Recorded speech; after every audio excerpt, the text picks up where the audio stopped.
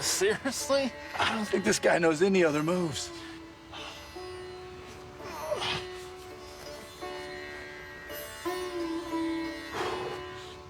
Welcome to the Nissan pregame rush. Nissan, premier partner of the Heisman Trophy and the College Football Playoff.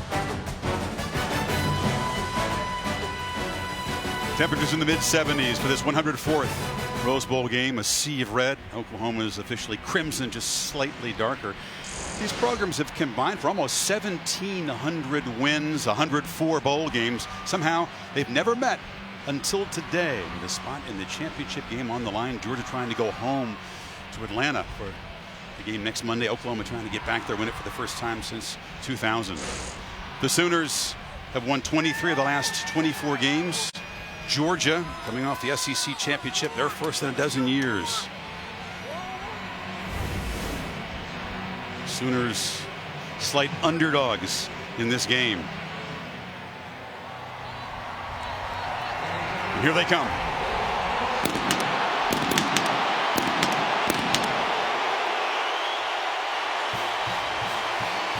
It's their first game in the state of California in a dozen years. 1,200 miles from home today.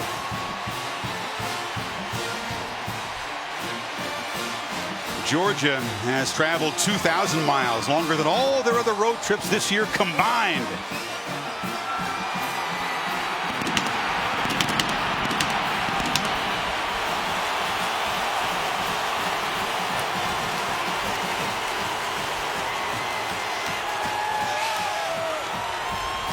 An experience today that none of these folks will ever forget. We hope we'll have an unforgettable show for you.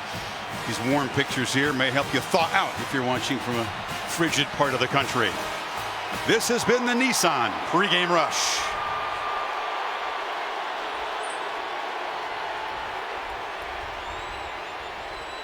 Captains on both sides ready for the coin toss. Baker Mayfield, and standing next to him is his blind side protector, big number 78, Orlando Brown. Defense represented by a couple of seniors, Stephen Parker, the safety, and their best pass rusher, Obo Okoronkwo. There's Sony Michel, part of that tandem Kirk talked about, number 1. And Roquan Smith, the Butkus Award winner. Nick Chubb out there as well, as is Isaiah Wynn. Jeff Easer in the ACC with the coin toss. Congratulations on a successful season and your selection to the College Football Playoffs semifinal game. My name is Jeff Heaser, and this is Jim Heisen. We're with the Atlantic Coast Conference. It is my pleasure and honor to introduce our distinguished guests. First, the president of the Tournament of Roses, Mr. Lance Tibbett. Next, the Grand Marshal of the Tournament of Roses Parade, Gary Sinise.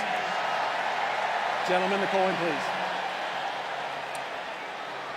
Thank you.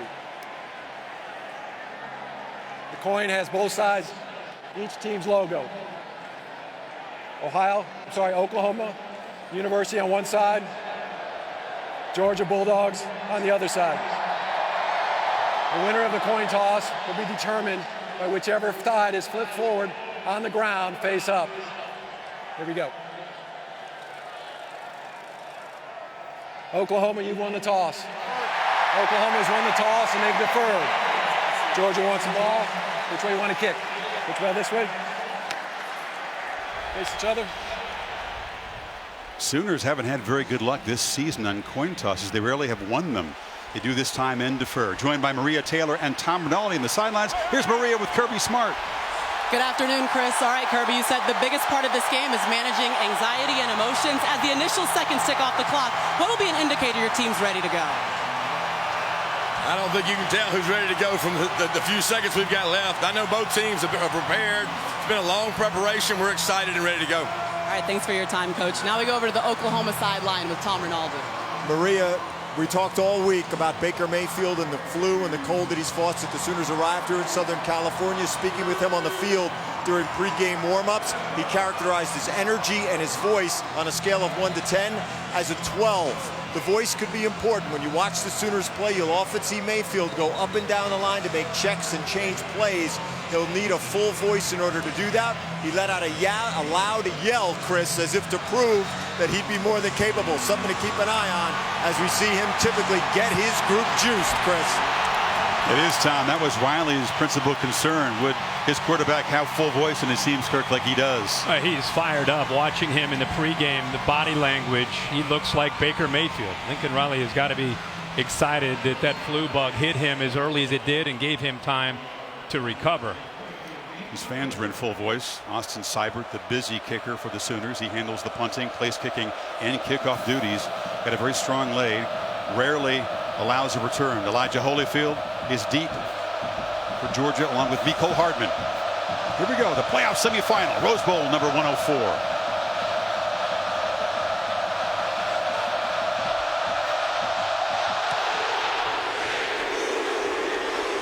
Seibert drives it deep, a touchback.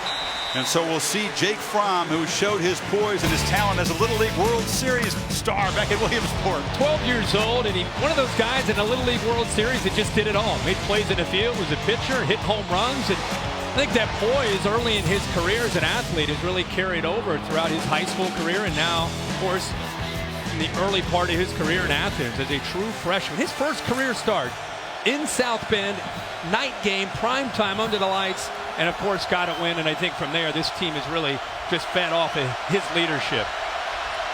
The senior Nick Chubb is the tailback to the left of Fromm. They fake it to him, and Fromm throws on the first play, and it's complete. And off and running is Javon Wims, and the talented receiver out near midfield. These are Chick-fil-A impact players. And the Chick-fil-A impact players, you got to start with the running game, but as Oklahoma's worried about Nick Chubb, it's Javon Wims, our other impact player. Okoronkwo is going to provide the pass rush, and Kenneth Murray, number 9 in the middle, another true freshman playing, has got to be physical against his run. We talked about Georgia having opportunities to throw with Oklahoma concerned in the run game. Coming again on the second play. Ball comes out. It's ruled incomplete. That was in and out of the hands of Wims as Trey Norwood, the true freshman, was defending. Wims, a terrific blocker. He was shut out in the SEC championship game by Auburn in the Bulldogs win, but already on the board with 21 yards the first catch here. Everybody, I think, looked at this matchup and thought, boy, the physicality, the running game of Nick Chubb and Sonny Michel against an Oklahoma defense. How are they going to match up with that? And I think Oklahoma got so tired of hearing about it. They're determined to load that line of scrimmage and force Jake Fromm to throw, especially in the early going, which I think Jake Fromm welcomes. 2nd and 10. Chubb's first carry into heavy traffic in the middle.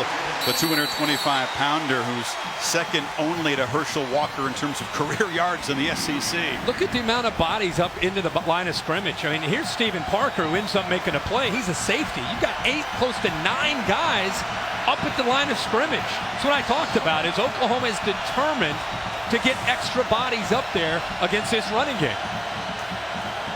Georgia's been a pretty good third down team. They did struggle in the last game in Atlanta against Auburn. They need 7 here to keep the drive alive. Sonny Michel in the slot. Fromm has time, flips it over the head of the tight end, Charlie Warner. And here comes a punt. Remember, a lot of pressure, long layoff, teams feeling each other out, a lot of excitement and emotion.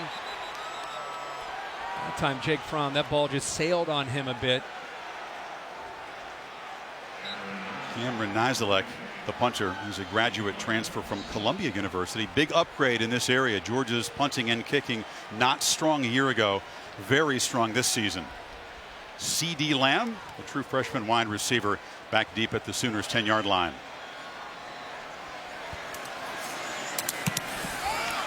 Nizelek boots it right up and over the head of Lamb, and it's a touchback.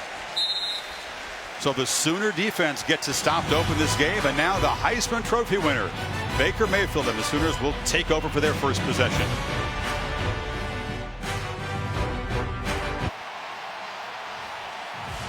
Baker Mayfield finally taking the field here after a 30-day layoff. You can see a chance to join Colt McCoy, is only the 2nd quarterback. A rival school is leading the nation in completion percentage at 71% coming into tonight. Yards per attempt, almost 12 yards. And the touchdown to interception there at the bottom, 41 touchdowns to only 5 interceptions. It tells you the kind of decision making and the accuracy that Baker has played with this year.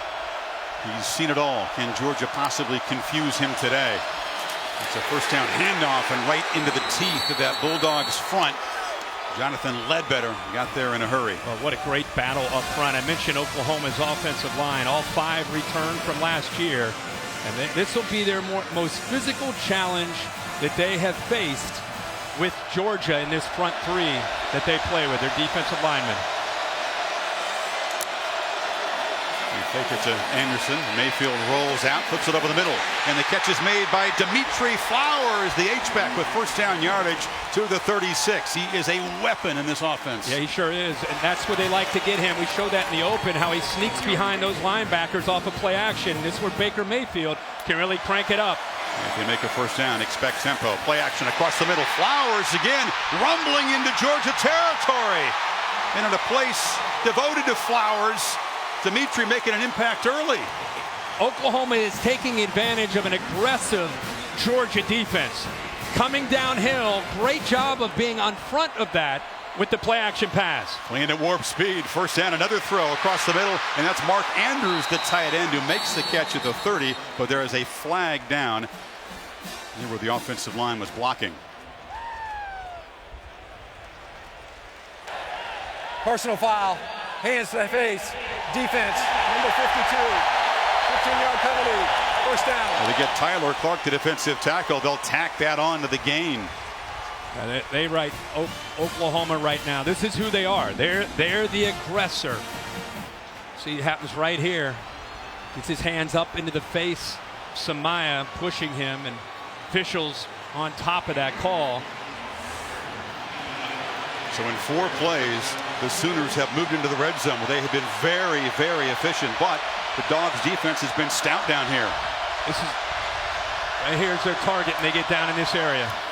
It's Anderson in the flat, and Rodney Anderson knocked down after a very short gain. All these Sooner backs are very natural, gifted receivers. I think the versatility, the physicality of how they run, but the soft hands out of the backfield. And in Lincoln Riley's system, he demands that from his running backs. It's not just about running the ball.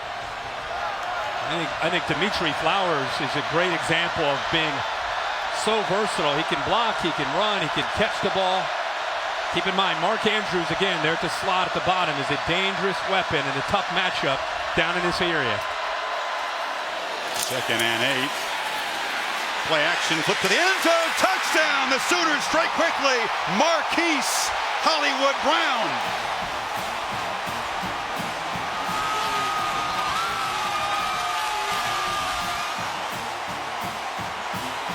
I think the quarterback looks fully energized and razor sharp. 4 for 4 on an 80-yard touchdown drive. It's exactly how Baker Mayfield and Oklahoma wanted to start the game. Defense gets Georgia off the field. The Sooners get the ball and go right down the field and put it on the board. Seibert adds the conversion. Wow, what a start. Yeah, a little bit of a miscommunication. Watch how he doesn't reroute him to the right. Nobody puts his hands on Brown. Nothing at all to slow him down. The corner, Baker, didn't do anything. Watch how he doesn't get his hands on him. Makes it easy to be able to get behind him. The safety's late in coming over, and Baker puts it right on the money for the touchdown.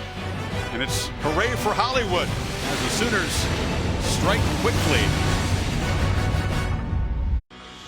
The Rose Bowl game, presented by Northwestern Mutual, is brought to you by AT&T. The all-new Accord from Honda, and Taco Bell, where you can experience the power of the dollar. Gary Sinise, the parade Grand Marshal, does tremendous charity work for veterans, particularly wounded warriors. The Grand Marshal, this parade watched around the globe. Meanwhile, here in the Rose Bowl game, Oklahoma has scored an opening touchdown for the 8th time this season, moving it right down the field. 6 plays, 80 yards. Mayfield to Brown. Who will the Bulldogs and young Jake Fromm answer? Seibert, another deep driving boot out of the end zone. Kirk, today's planning for success brought to you by Northwestern Mutual. Georgia's plan tonight, we got to keep being able to put this Oklahoma defense, keep them honest with Jake Fromm's arm, keep staying balanced. And defensively, they got to get Baker Mayfield into some obvious passing situations. For Oklahoma, it's a balanced attack, as you'll see that play out. So far, they're really throwing the football. And then defensively, which they did a very good job of, matching the physicality at the line of scrimmage against the Georgia running game. Fromm had a completion, a drop, and an overthrow on his first possession. Chubb on the toss into traffic. They get a good block on the edge, and Chubb churning for a first down, running through tackles out near midfield.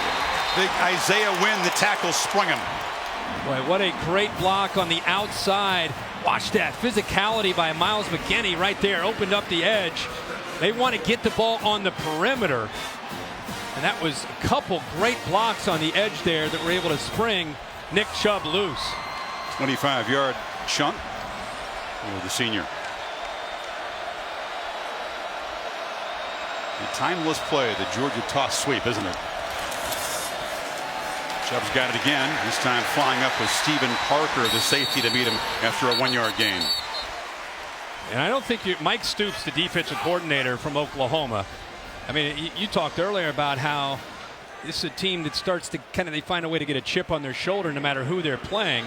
And I think doing a lot of interviews and being asked a lot about how do you match up with that physicality, I think Mike Stoops has his defense really buying into taking away that running game and trying to match up front. First carry for Sony Michel, who cuts it back in the clear. Michel barrels down inside the Oklahoma 30, and already this Georgia tandem flexing. They're doing a good job of these receivers being able to get blocks on the outside. Watch the timing with Michel here. Just finds the crease, and look at downfield blocking there by 5. Godwin will not let the young corner Trey Norwood off of him. And this is what I'm talking about with Chubb, more physical, and then you deal with Michel, different change of pace and a much different kind of acceleration. He's still pretty physical, though, isn't he, Sony? Closing in on 1,000 yards.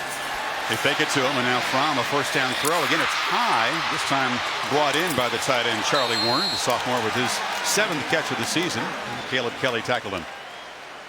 Doing a good job of giving him time to throw.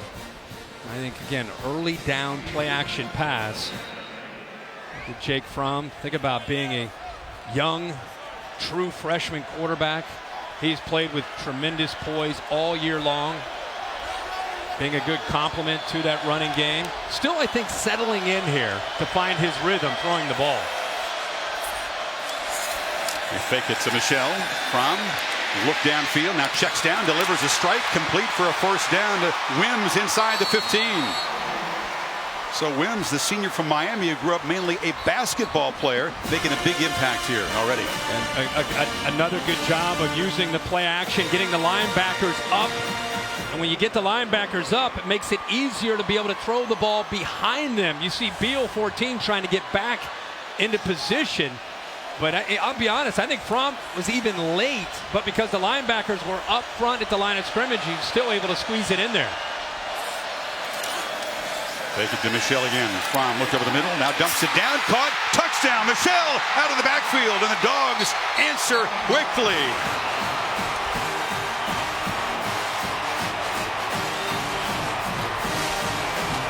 Running to set up the pass.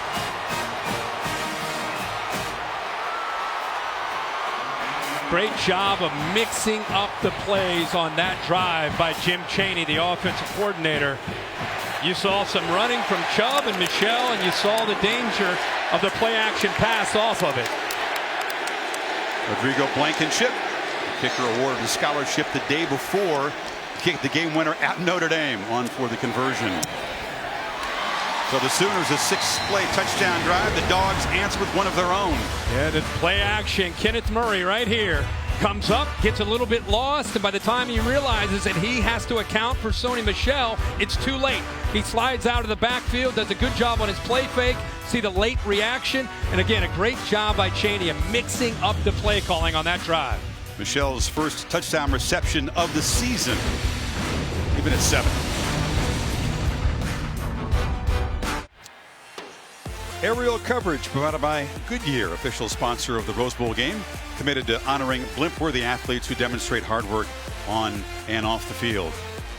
Pair of 6-play touchdown drives and 2 13-yard touchdown passes, and we are even. Good start here in Pasadena, the first of 2 playoff semifinal games on New Year's Day.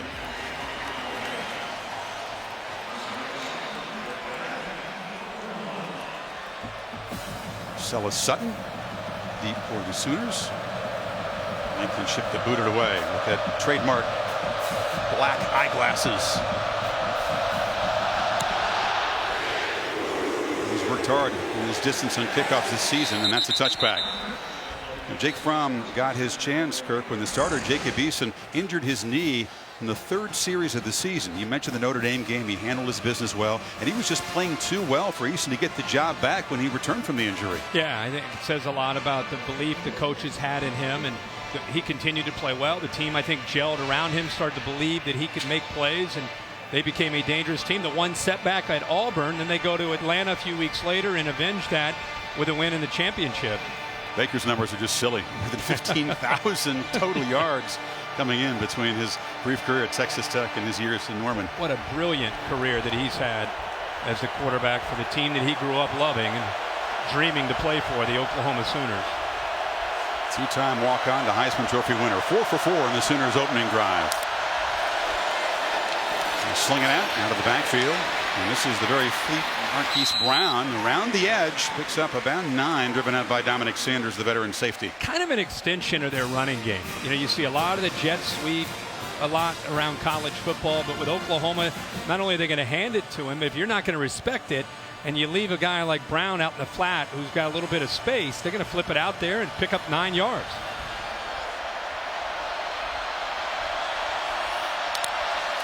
Second and short. Rodney Anderson had to dodge a tackler in the backfield and does earn first down yardage to the 37.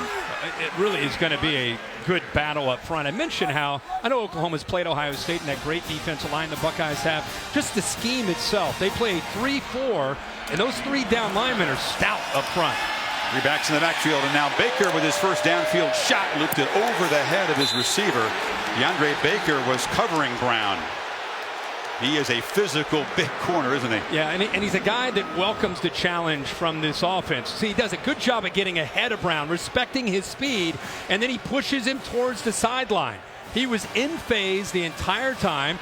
Here's Kirby trying to make sure Baker knows the ball's coming down there to try to help him out, going back to his defensive back days. But good position that time by Baker, no foul. All SEC defensive back, led the conference in interceptions senior year at Georgia.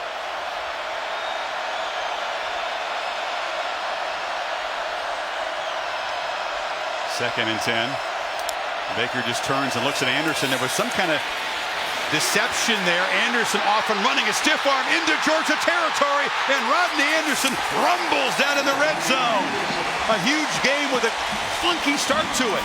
Yeah, funky start. Watch the block by the big fella, Brown. He takes out one guy, he takes out another guy, and I'll tell you, Rodney Anderson is just slippery. Physical runner at 220 pounds. He got 45 yards. He's got it again. Makes a cut. Barrels down inside the 10. So Baker turned his right, but then took the ball in his left hand and just handed it off to the back. That's exactly right. Just kind of remember, this Georgia defense they're keyed in on 6. Whatever he can do to try to get them off balance. Playing at warp speed. Anderson again barrels into the end zone. 2 drives, 2 touchdowns for OU.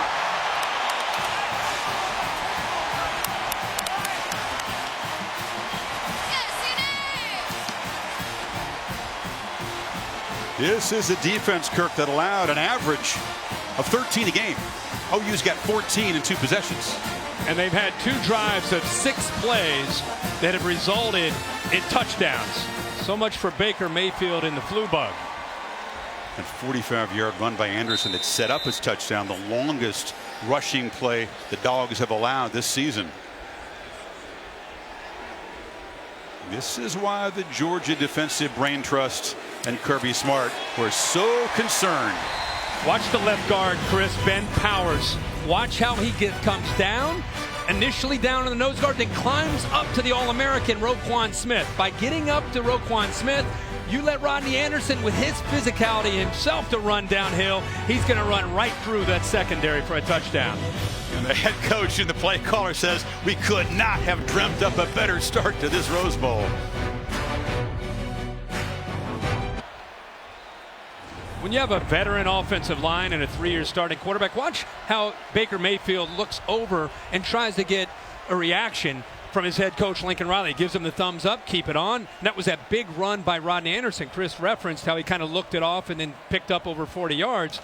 And then this is what you have to do with an all-American middle linebacker. Give him a lot to look at, and it allows the offensive lineman to get up to him before he can attack downhill into your running game.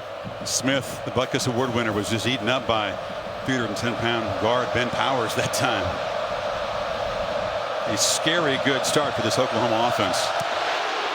Seibert has been busy already, and for the third time just drives a line drive kick through the end zone. So time for Jake Fromm to answer again. We talked about his poise. I think he loves the outdoors as much as he loves football. He's a big fisherman, hunter, loves to hunt birds, and he posts a lot of this stuff on Instagram. So he shares his love of the outdoors. Wow, look at the shoulders on that pass. That was a big fish. I would say that the last drive was 3 runs and then 3 passes. First 3 plays were runs, and then it set up their play action. I think the mix is going to be very, very important for Georgia throughout this entire game. Jim Chaney, the veteran of 32 years coaching, calling the plays for the Bulldogs. He says that his quarterback here from more advanced than Drew Brees was at this stage of his Purdue career. Chubb cuts it back in a strong gain, first down yardage across the 35 before Parnell Motley wrestled him down. See, this is what is really hard when you defend Georgia. All the action is going this way, but watch what happens. Right here, now he's going to cut back. And that's the thing that Georgia's done such a good job of, and it keeps you honest on the backside. Chubb again, tries the left, and cuts it back. How do you like the matchup of Georgia's offensive line so improved this year against the Sooner front? Well, I think on paper it's a mismatch. I think Georgia has a group that collectively understands each other, understands this offense, and takes pride in being a kind of that physical offensive line with great backs behind them. And I think Oklahoma today, they're taking this challenge to try to meet them at that line of scrimmage and show they can play with the big guy. DeAndre Swift. The jet sweep takes the handoff, and the Sooners were ready that time. That was Will Johnson, the safety, who dropped to the very swift true freshman. You know how it is in college football when a group collectively gets doubted, they have a tendency to rise up to the occasion. That night we were in Columbus when they played Ohio State. There was a lot of that doubting of Oklahoma, and defensively they really feed off of that. That's the approach that I think they took for this game. We'll see if it works out for them. Did pretty well against Auburn, bowl game, Tennessee, a couple of games. We love the challenge of a physical SEC offense. Michelle and Swift in the game. Fromm from the pocket has good protection and flips off a completion for a first down into Oklahoma territory to Warner. The young tight end has been busy early. And it's a first down here, a play that you look at and you think, okay, hey, anybody could have made that throw. But if you're Georgia and you're a Georgia fan, you want to see this offense convert on third down. Big factor today is Georgia converting, not only to be able to keep the ball and keep the drives alive, but it keeps Baker Mayfield and that offense that has scored in 2 drives, both times in 6 plays, keeps him on the sideline. Play action. Fromm again, good protection, flips it off underneath, and it's Charlie Warner again. His uncle Scott, a Hall of Famer for Georgia, a defensive back, and only 6 catches coming in, but already a few today. I think he's probably athletically one of the more gifted tight ends. I know Nauta gets a lot of recognition, but Warner, for a young guy at 6'5", 250, can do a lot of things. He can block and he can also catch. I thought Jake Fromm, again, play action on 1st and 10. Keep those linebackers guessing, run versus pass, catching them out of position and picking up a first down. And Chaney calling plays that lead to very short, comfortable throws for his quarterback. Checks it down again and dumps it short. And there's a catch made down inside of the 30-yard line. He is now 4 of 5 on first down throws for 45 yards. I'm telling you, that is going to be a big theme tonight until Oklahoma backs up, until they start to respect his ability to throw. I don't blame Jim Chaney at all. I think that's have more of an advantage throwing on 1st and 10, and you can see all the time he has, than waiting till 3rd down. It's Tyler Simmons, who wears a couple of different jerseys, wearing 87 that time. They'll come and measure to see if that was 1st down yardage.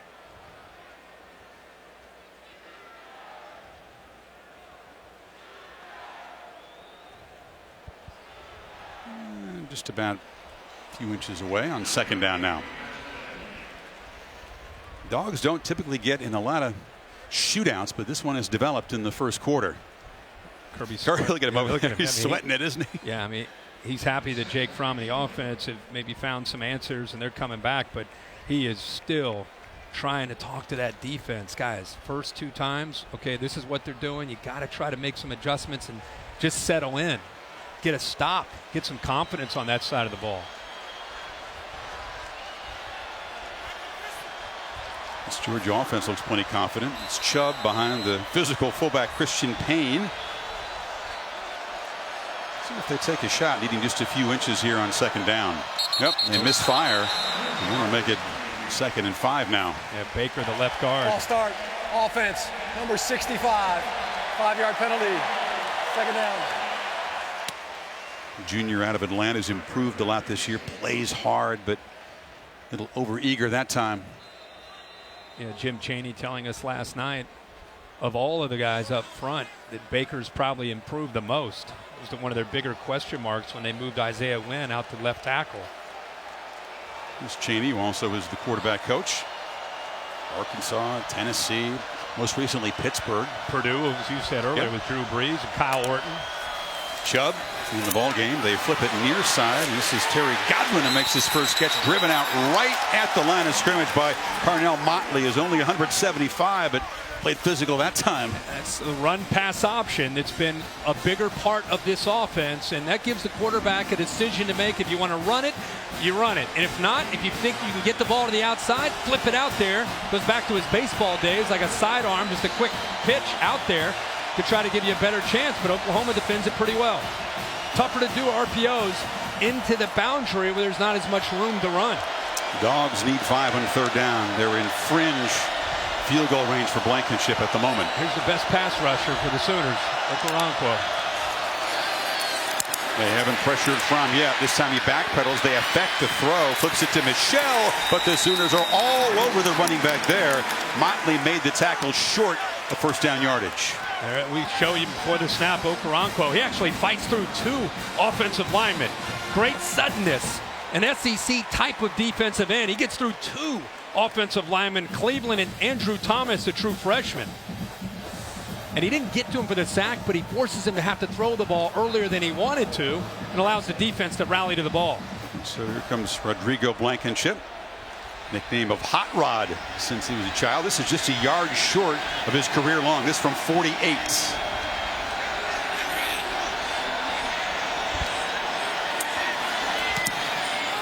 Drives it, but it drifts and misses wide left. So the Dogs' 8-play, 44-yard drive comes up empty. He just hooked it. Looked like he hit it clean. See the snap hole, everything's perfect. End over end, he just pulled it. Now that's just the 3rd miss of the season from Blankenship. And every time the Sooners defense can get off the field without allowing points, Lincoln Riley feels good because Baker Mayfield and the offense clicking so far. And the way they're executing, you do not want to get behind and have to play catch up to Baker Mayfield.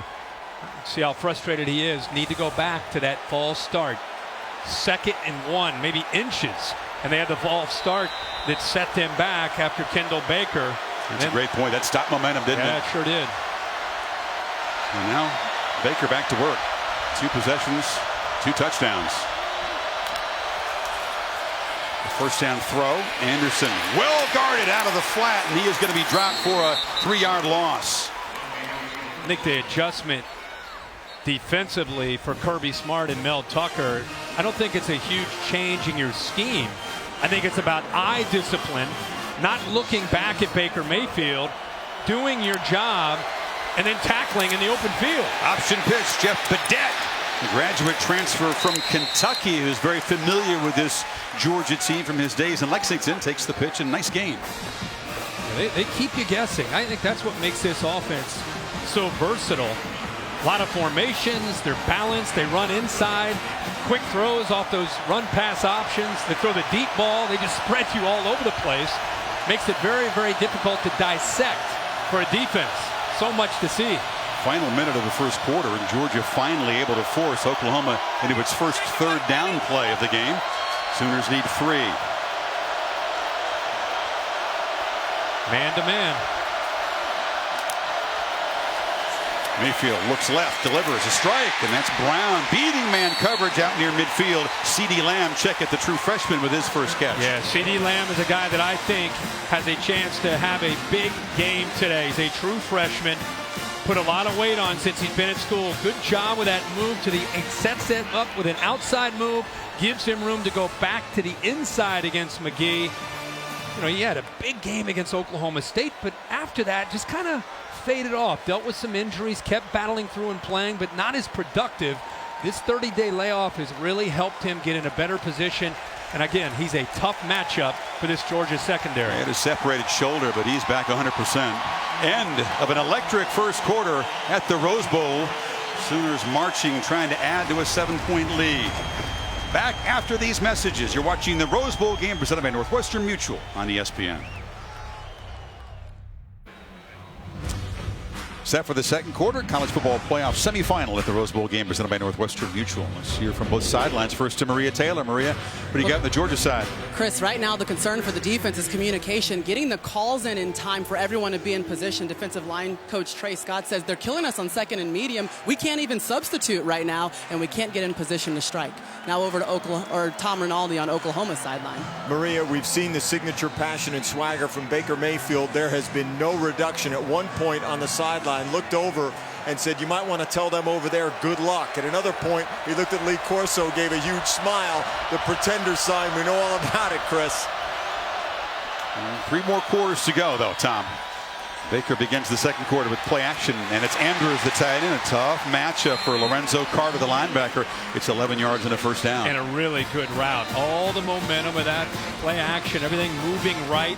And Andrews himself actually running, moving from the left side of that offensive line to the right with Baker Mayfield, only to put the brakes on and go back the other way. And a very tough play there for Lorenzo Carter to try to stay with him. Andrews, winner of the John Mackey Award, is the nation's top tight end. 58 catches on the season. Mayfield, 7 for 8 start. 83 yards and a touchdown. Dogs crowd the line. This is Anderson, who breaks free. Rodney Anderson in the clear, headed for the end zone.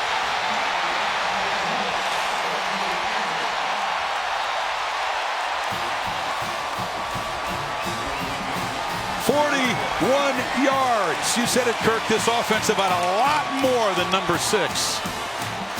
The balance has been there all year, and Baker Mayfield gets most of the attention. But as I said, when you talked about it throughout this broadcast, it's about being balanced and being able to run the football. Already over 100 yards rushing for this team, and when you can run the ball, it makes the play action and Baker Mayfield go.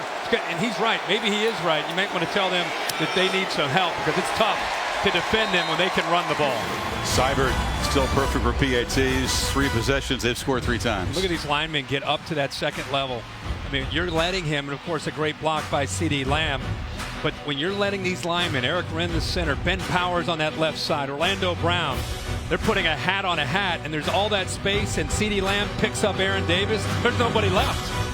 They've run 17 plays. Sooners have gained 209 yards in a quarter and a minute.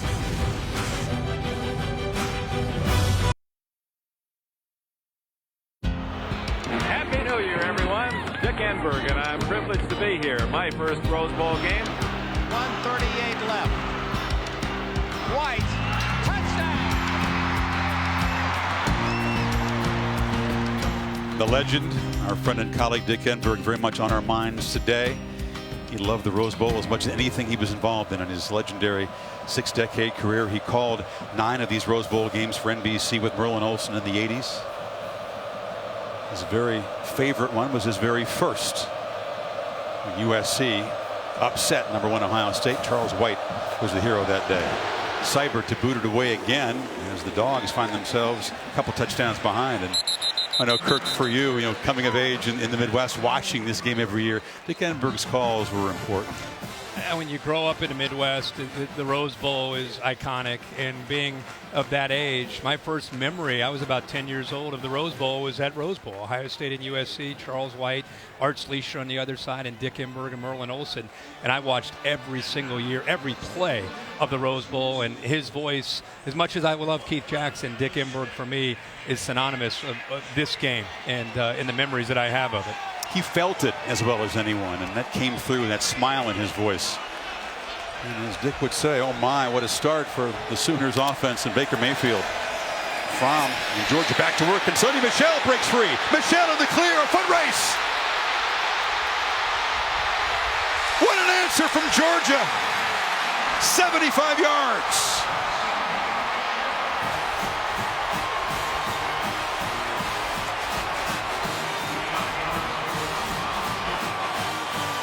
Down early, but still very explosive. You see the electricity that Sony Michel can provide. Wow. Talking about needing an answer. That's exactly what they got.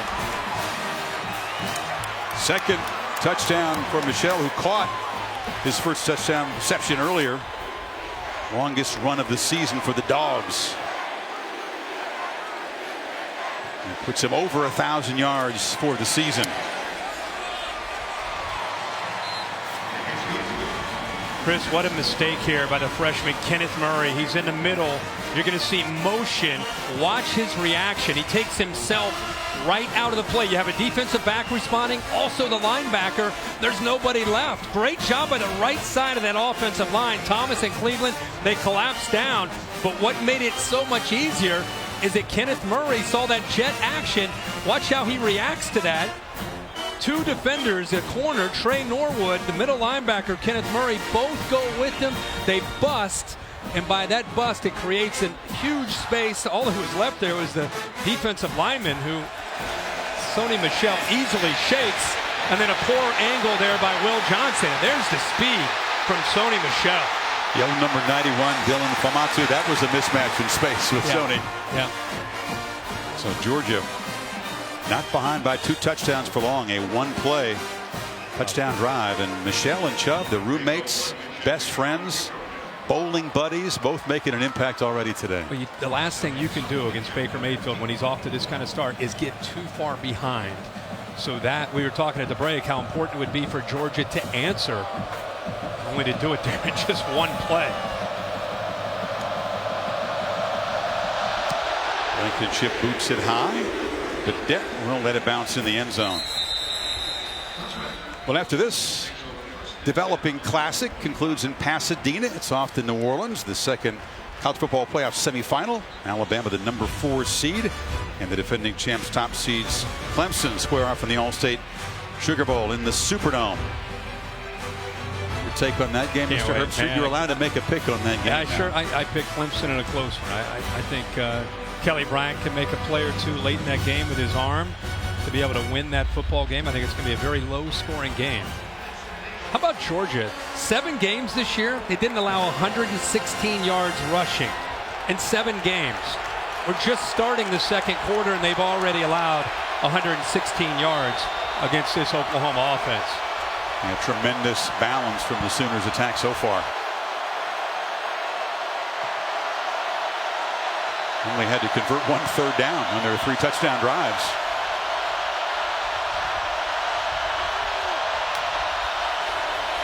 Mayfield looks downfield, now fires over the middle. Andrews, the tight end, goes up and makes a leaping catch into Georgia territory. He was wide open. Watch the eyes of Baker Mayfield moved the linebacker right here. See his eyes looking to the left, moves the linebacker, and then goes right over top of Reggie Carter.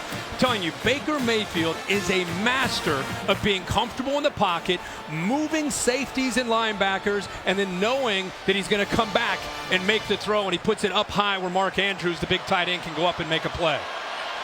Third catch for the leading receiver in this Oklahoma team. 29 yards that time.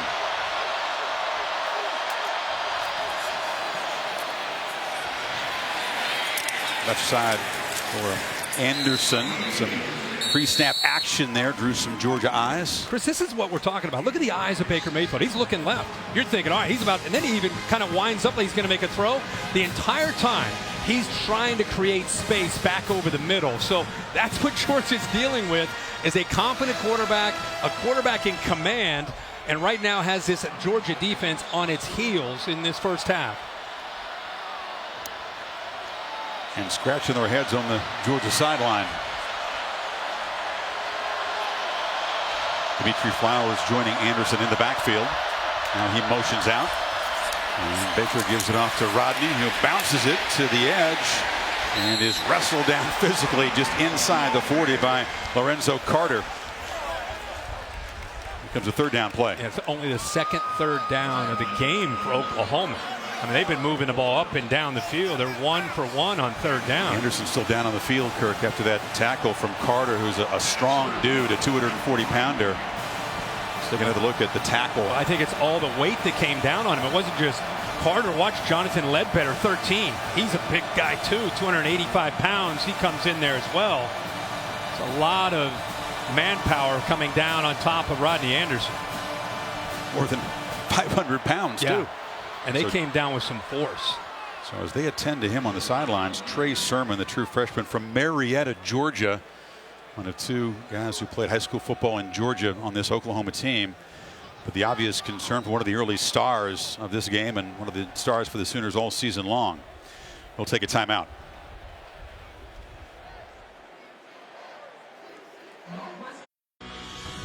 The Rose Bowl game, presented by Northwestern Mutual, is brought to you by Gatorade Thirst Quencher, the proven sports fuel. IBM, you powered by data, knowledge, insight. That's you to the power of IBM. NISA, premier partner of the Heisman Trophy. And the Capital One Venture Card. Earn unlimited double miles on every purchase every day. A good 10 helping the Dogs. Defense can hunker down here on third down. 4-year-old traveled out in style on the Trustees charter plane. This is the farthest they've ever been from home for sure. So Trey Sermon, number 4, is in the game, as is Andrews in the backfield along with Flowers, and Baker Mayfield keeps it. Quarterback keeper around the right end. Terrific design on the play. Easy first down inside the 30. Diamond formation. You see Flowers and the big tight end Mark Andrews. They're just going to lead their way, try to seal the edge, fake in here, and then you get him to the outside. This defense is so worried about the running backs. Scouting report tells you that Baker Mayfield, even though he's athletic, doesn't run the ball all that much. They save him for key moments just like that on third down.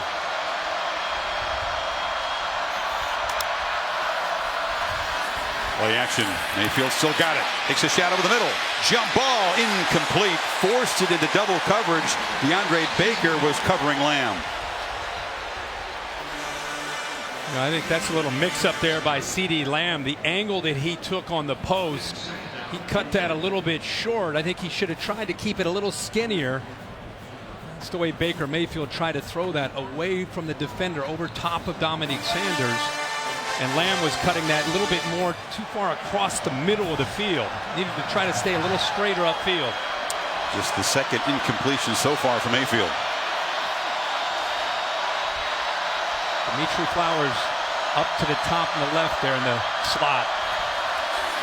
Mayfield looked that way. Now fires in the seam off the hands of the receiver Lamb. That one should have been caught inside the 10. Yeah, they continue to work the middle of this defense. Lamb, I just talked about how he took a poor angle. Now this time they come right back to him. Very talented, a future superstar, a true freshman. The ball is a little bit behind, but still hits both his hands, and a ball that he should be able to catch. Brace himself for the hit and get the first down. Sooners 2 for 2 on third down. This is the first third and long, though. They need 10. Empty backfield, Sermon. And now they motion Brown. Fake it to him, flip it short. Badette in traffic. It's Lamb. Check it down to the 15-yard line. They're just one step ahead of Georgia. Roquan Smith comes on the blitz. They bring everybody. They take a chance. And what it does is it allows the offensive lineman, watch this blitz right here, but watch the linemen get downfield. They allow him to come through. Looks like Baker's in trouble. Then he dumps it down, senses it, and then Lamb has a convoy in front of him, and they pick up the first down. Great job by Lincoln Riley on the call. At 14 and 3rd and 10. Haven't seen Roquan Smith make a real impact play yet. And they hand it off to Sermon. And that Georgia native squirms for about 3. A bit of a high snap. Baker Mayfield does a good job of not only being able to get the snap, but getting the hand. You like off. this young back, don't you? Yeah, I think Rodney Anderson's really special. But I don't think you lose a lot when Trey Sermon comes into the game. Catches the ball out of the backfield, physical at about 225 pounds. Anderson, we're told, just had the wind knocked out of him in that big tackle, so we would expect to see him return, but it's still Sermon in the game. Tough guy.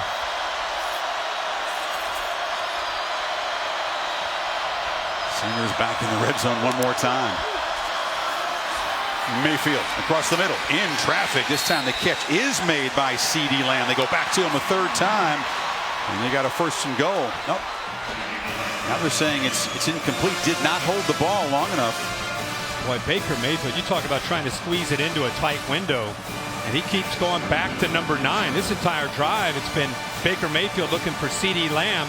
Good effort there. I think Aaron Davis, by not giving up on that play, I think his right hand got in there. I think he pulled that ball out of there away from Lamb. Great play by Davis, who Mel Tucker calls the most valuable player maybe on this defense because he plays so many spots. It's a tough series for the freshman wide receiver, and it sets up a 3rd and 7. Mayfield trapped. Sacked for the first time. Tyler Clark, the sophomore defensive tackle. 3rd sack of the season. Well, this whole month, they've talked about not trying to get upfield against the athletic and mobile Baker Mayfield, but collapse the pocket, which means the defensive ends have got to get upfield, and then they need to push from up the middle, and Tyler Clark, the sophomore that time, is able to provide that and comes up with a big sack. Seibert very reliable inside 40, 11 of 12 this season, this from 38. And no problem for the junior. So Oklahoma kept out of the end zone for the first time, but go back up double digits. The Georgia football team in 1942 left Athens and 4 days later arrived here in Pasadena to play in the Rose Bowl New Year's Day 43, where they shut out the UCLA Bruins. They blocked a punt for a safety, and then Frank Sinkwich scored the only touchdown of the game, the Heisman Trophy winner. They tried to pull the goalpost down. Charlie Trippi was named MVP of the game retroactively. Charlie, we expect, watching this Rose Bowl back in the state of Georgia. We send him New Year's Day wishes. Only previous trip for Georgia in the Rose Bowl. That's changed since 1943. A 4-day journey from Georgia on a train, huh? I love seeing that old footage of these games that have been played here. The trip home is better after a win. Yeah. Just the first kickoff opportunity for Mecole Hardman. Brings it out, slips a tackle, still going. Hardman, a dangerous returner out at the 35. A flag does come down late in the return. You don't want to give him too many chances, and Seibert's been able to knock the first kickoffs through the end zone. That time, number 4 had a chance. During the return, illegal block in the back. Receiving team, number 24. 10-yard penalty, first down. Go back and look at that 3rd down by Georgia's defense. Remember, they're trying to do a better job. There's Kirby Smart trying to make the check, make sure everybody's on the same page, trying to move Tyreek McGee over to make sure he's got Michael Jones, and then it's just rushing 4. Something very important to remember, they did not blitz there. They rushed 4, got the ends upfield, and then the inside guys, Tyler Clark and Jonathan Ledbetter, did a good job of getting the push. Smart's defense finally able to get a sack and force a field goal. So Fromm and company back to work down 10 from the 20. They fake it to Chubb, flip it near side here. Catch made by Wims, and he slips free. First down across the 30. Rangy receiver who played his high school football in Jacksonville, making a big impact here already. 178 yards out of 229 so far for Georgia have come on first down. So they're doing a really good job of being aggressive. We talked about how they're going to throw on 1st and 10, kind of break some tendencies. It's really worked out well so far for Jim Chaney. Chubb, Swift, and Harrion in the game. This is Swift on the end around, a gain of about 3. Right, so far, even with that success from throwing the football from Fromm, who is 10 of 12 for 91 yards here so far in this game with a touchdown, Oklahoma's not coming out of that aggressive look. They're still, especially on the earlier downs, still loading up that line of scrimmage, respecting that running game.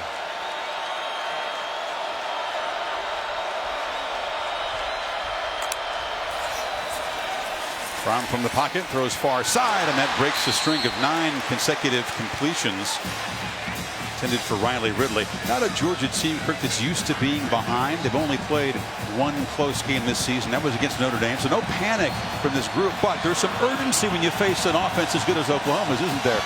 Well, yeah, without a doubt. I mean, they had some testing games against Auburn, obviously. But this is a team that I think has belief in who they are and the system that they have. But as I talked about with Baker Mayfield, it's like giving somebody a head start in a 100-meter race. You don't want to give them too big of a lead. Right now, they're already up 10. Sooners don't rush. Only a 3-man rush on 3rd down, and it's incomplete. That was not an accurate throw. It was behind Michelle, and it's 4th down. Well, Michelle kind of looked over his shoulder, looking over to look at the defense as he goes on his route here, and you see him kind of look over to make sure just to where that defense is. He starts to slide and move to the outside, and he just happened to move at the wrong time, right as Jake Fromm was throwing it, where he was set up to catch that football. Cameron Nislek on the punt. CeeDee Lamb standing at the Sooners 25.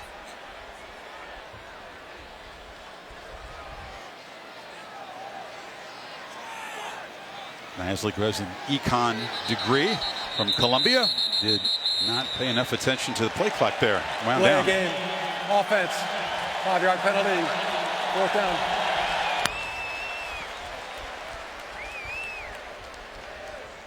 Nislek, who moved to Athens from New York January 2nd, 2017. It's almost a year ago to the day. Said he wanted to continue his punting career. Good choice, Georgia. Ended up in the Rose Bowl here.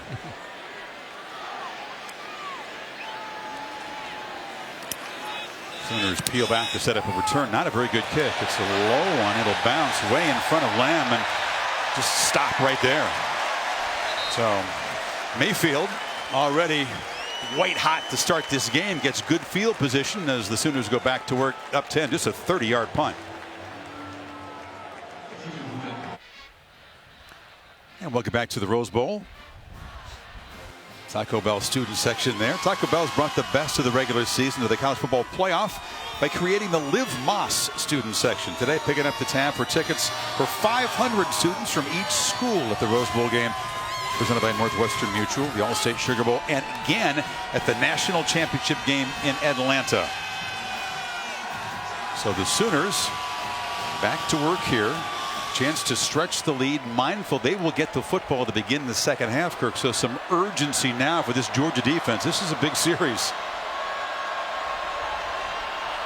Touchdown, touchdown, touchdown, and then a field goal for Oklahoma in their 4 possessions. Anderson back in the game, cuts it back. Another strong game, dragging people near midfield. Think about what must be going through this Georgia defense's mind. I mean, coming into this game, they've only allowed touchdowns on 19 of the 153 drives that they've faced. That's 12%. And already 3 touchdowns in the first 4 drives. 2nd and 3. Mayfield, all kinds of time rolling, trying to create something on the fly. Cannot escape. Knocked down there by David Marshall, the defensive end. 2nd sack for the Dogs. And that's a big-time play by David Marshall. But I'll tell you, the secondary deserves the assist. This is called plaster. Plaster means you have to stay on your receiver. Look in the background. Look at the receivers. Look at the defense staying with those wide receivers. Good job taking away any options that Baker Mayfield has downfield, and eventually Marshall gets to him. Baker thought he was going to get away, and Marshall, a great job just grabbing him by the shoe. Sets up 3rd and 12. And Lincoln Riley sees the coverage, makes the check from the sideline, and Baker Mayfield gets the call of the team. This time all day to throw, delivers over the middle. A catch made by Brown. Doesn't have first down yardage. Spun down at the 49 by J.R. Reed. And it's 4th down. So the Dogs do get a stop on the crucial series. He has all day to throw this ball. Good job of giving him time. He worked to his 2nd, to his 3rd, to his 4th option until eventually he finds Brown. Give Georgia's defense credit for once again getting Oklahoma off the field. They finally force a punt. The first by Seibert. Once again, I mean, keeping him out of the end zone. Yeah. The last drive I felt like was a win. They held him to a field goal. I get your point. Yeah. Seibert trying to pin Fromm and the Dogs deep. It's a long boot, just gets up in the jet stream and lands at the 1 and perfectly bounces backwards. You cannot do it better than that. Out at the 2. Skill and maybe a little luck from the punter as well, huh? Wow. That was beautiful. Not only the location, putting it in that corner, but the ball bounces back to the right. That is exceptional. AT&T pylon cam gives you a view. The ball bounced at 4 feet from the end zone and then spun backwards. How rare is it to see a punter / kicker being able to do both? You just don't see that anymore. He takes great pride in doing all 3. Kicks off as well. He's punted a lot fewer times than he's kicked off because OU's offense has been so productive. So now Fromm and the Dogs backed up. Chubb lined up 6 yards deep in the end zone. Takes the handoff and a quick burst. Chubb breaks free. Gets the edge. Nick Chubb rumbling. Turning out near midfield. Parnell Motley saved the touchdown. Georgia backed up no more. Watch Kenneth Murray, the middle linebacker, take a wrong angle. He's going to follow this double team, but the linebacker in the middle takes the wrong angle. He busts a gap, and it allows Nick Chubb to be able to get right through there in a poor angle. Watch, Kenneth Murray takes the wrong angle. And there's another defender, Will Johnson, the safety coming down, takes a bad angle himself, and just like that, they're out of their own shadow, their own end zone. Pressure and a sack on first down. Not fooled by the play action was the safety, Stephen Parker, who came flying in. That's the Sooners' first sack. Charlie Warner just didn't see him, the tight end, 89. He's right here, and here's where he's going to sneak in and come in. Watch 89. He's kind of looking around. He's got to be able to kick to the outside along with Sonny Michel. Somebody's got to pick him up. I think Stephen Parker was the most surprised of anybody that he came free and was able to get to Jake Fromm. We talked about Kenneth Murray, the true freshman, who plays fast and plays aggressive, but he's been out of position a couple times. Not just freshman quarterbacks, freshman middle linebackers under the gun today, too. Fromm fires downfield. It's one of those back shoulder fades they throw so well, but that time Javon Wims could not beat the coverage of Trey Norwood. Trey Norwood, very, very fortunate. We keep saying the word true freshman, the 2 words true freshman, and here's another one. Norwood 13. A little hesitation, a little stop and go by Wims, and you could see the freshman never even knew the football was thrown. He was fortunate. With the ball underthrown, the receiver coming back, a lot of times you'll see pass interference. Boy, Fromm loves that throw, executes it perfectly, has thrown it thousands of times in his life, and has a real feel for that play with Wims. Probably see that again. 3rd and 17. Good protection. They flip it off short. Michel trying to escape, but he's going to be spun down at midfield, well short of the first down. That time Murray wrapped him up. Not that Georgia's into moral victories, but considering where they were when they started this drive, they were starting at their own 2-yard line after that punt. You imagine if you have a 3 and out and you have to punt the ball from inside your own 2-yard line or inside your own 5-yard line, you're going to give the ball to Baker Mayfield probably in plus territory. So that big run, if nothing else, flips the field here and puts Oklahoma a little much deeper to start their drive. Good point. Nislett, who had a 30-yarder the last time, boots it high, and he'll try to pin Oklahoma back. And the third catch made by Lamb at the 10-yard line. So 3:28 until halftime. Sooners trying to add to the lead. Well, the leader of this team from Georgia's defense, Roquan Smith, we've just not called his name much at all tonight. You know, it's been a good mix of run and pass. When it's been run, you know, he's been picked up by linemen. When it's been pass, he's been lost in coverage at times. And I think he's the guy that's got to be able to get this defense going. He's got to start making plays. Much like Baker Mayfield provides the spark for Oklahoma, Roquan Smith has been that guy because he's made so many plays in the first Butkus winner that they've had in school history. Off to a little bit of a slow start. 113 tackles. He's a tackling machine. He's got 44 more than the next highest tackler on this defense. I think he's still trying to feel this offense out and figure it out. Sermon's in the game, and he's got the football, and he's got a crease. The freshman off and running. Gets a downfield block, barrels ahead, a physical finish to the run, and that fires up the OU sideline. Well, this is two backs in the backfield. Rodney Anderson goes in motion and leaves Sermon back there. Look at the two linemen up front. This is the counter play that Oklahoma runs all the time. Ben Powers and Orlando Brown lead him around. They do a good job of getting a hat on a hat, and that's how you finish a run. Sermon, who's from the state of Georgia, runs right through DeAndre Baker. 31-yard gain. Great job spelling Rodney Anderson. He's back in there now to the right, and he's got the football, and he's stopped at the line of scrimmage. And the last two plays putting, again, a little bit of a change-up, putting both the backs back there together, Anderson and Sermon. And as it may not seem like a big deal, but when you're changing formations, it affects communication for the defense, for the Roquan Smith and the linebackers. Now you see Sermon check out. You see a wide receiver, Michael Jones, check in. Constantly making this Georgia defense have to communicate and adjust to the looks that Baker Mayfield and the offense is giving them. Three receivers to the right on 2nd and 9. Mayfield instead looks to the left. And now scrambles across the middle, overshot Lamb, who was running free there. Remember what Kirby Smart told us? He said, look, we're very comfortable and confident that we can control the running game today. But if not, we're in trouble. It all starts with that, and they have not been able to control the running game. No, not at all. It's been a very balanced attack, 182 yards. Mel Tucker trying to find some answers. To me, it starts with that defensive line and how they can try to win at the line of scrimmage. You got to give Oklahoma a lot of credit. That's a real strength of theirs all year. 5 returning linemen from last year up front. They know each other inside and out to go along with Baker Mayfield as a 3-year starter at quarterback.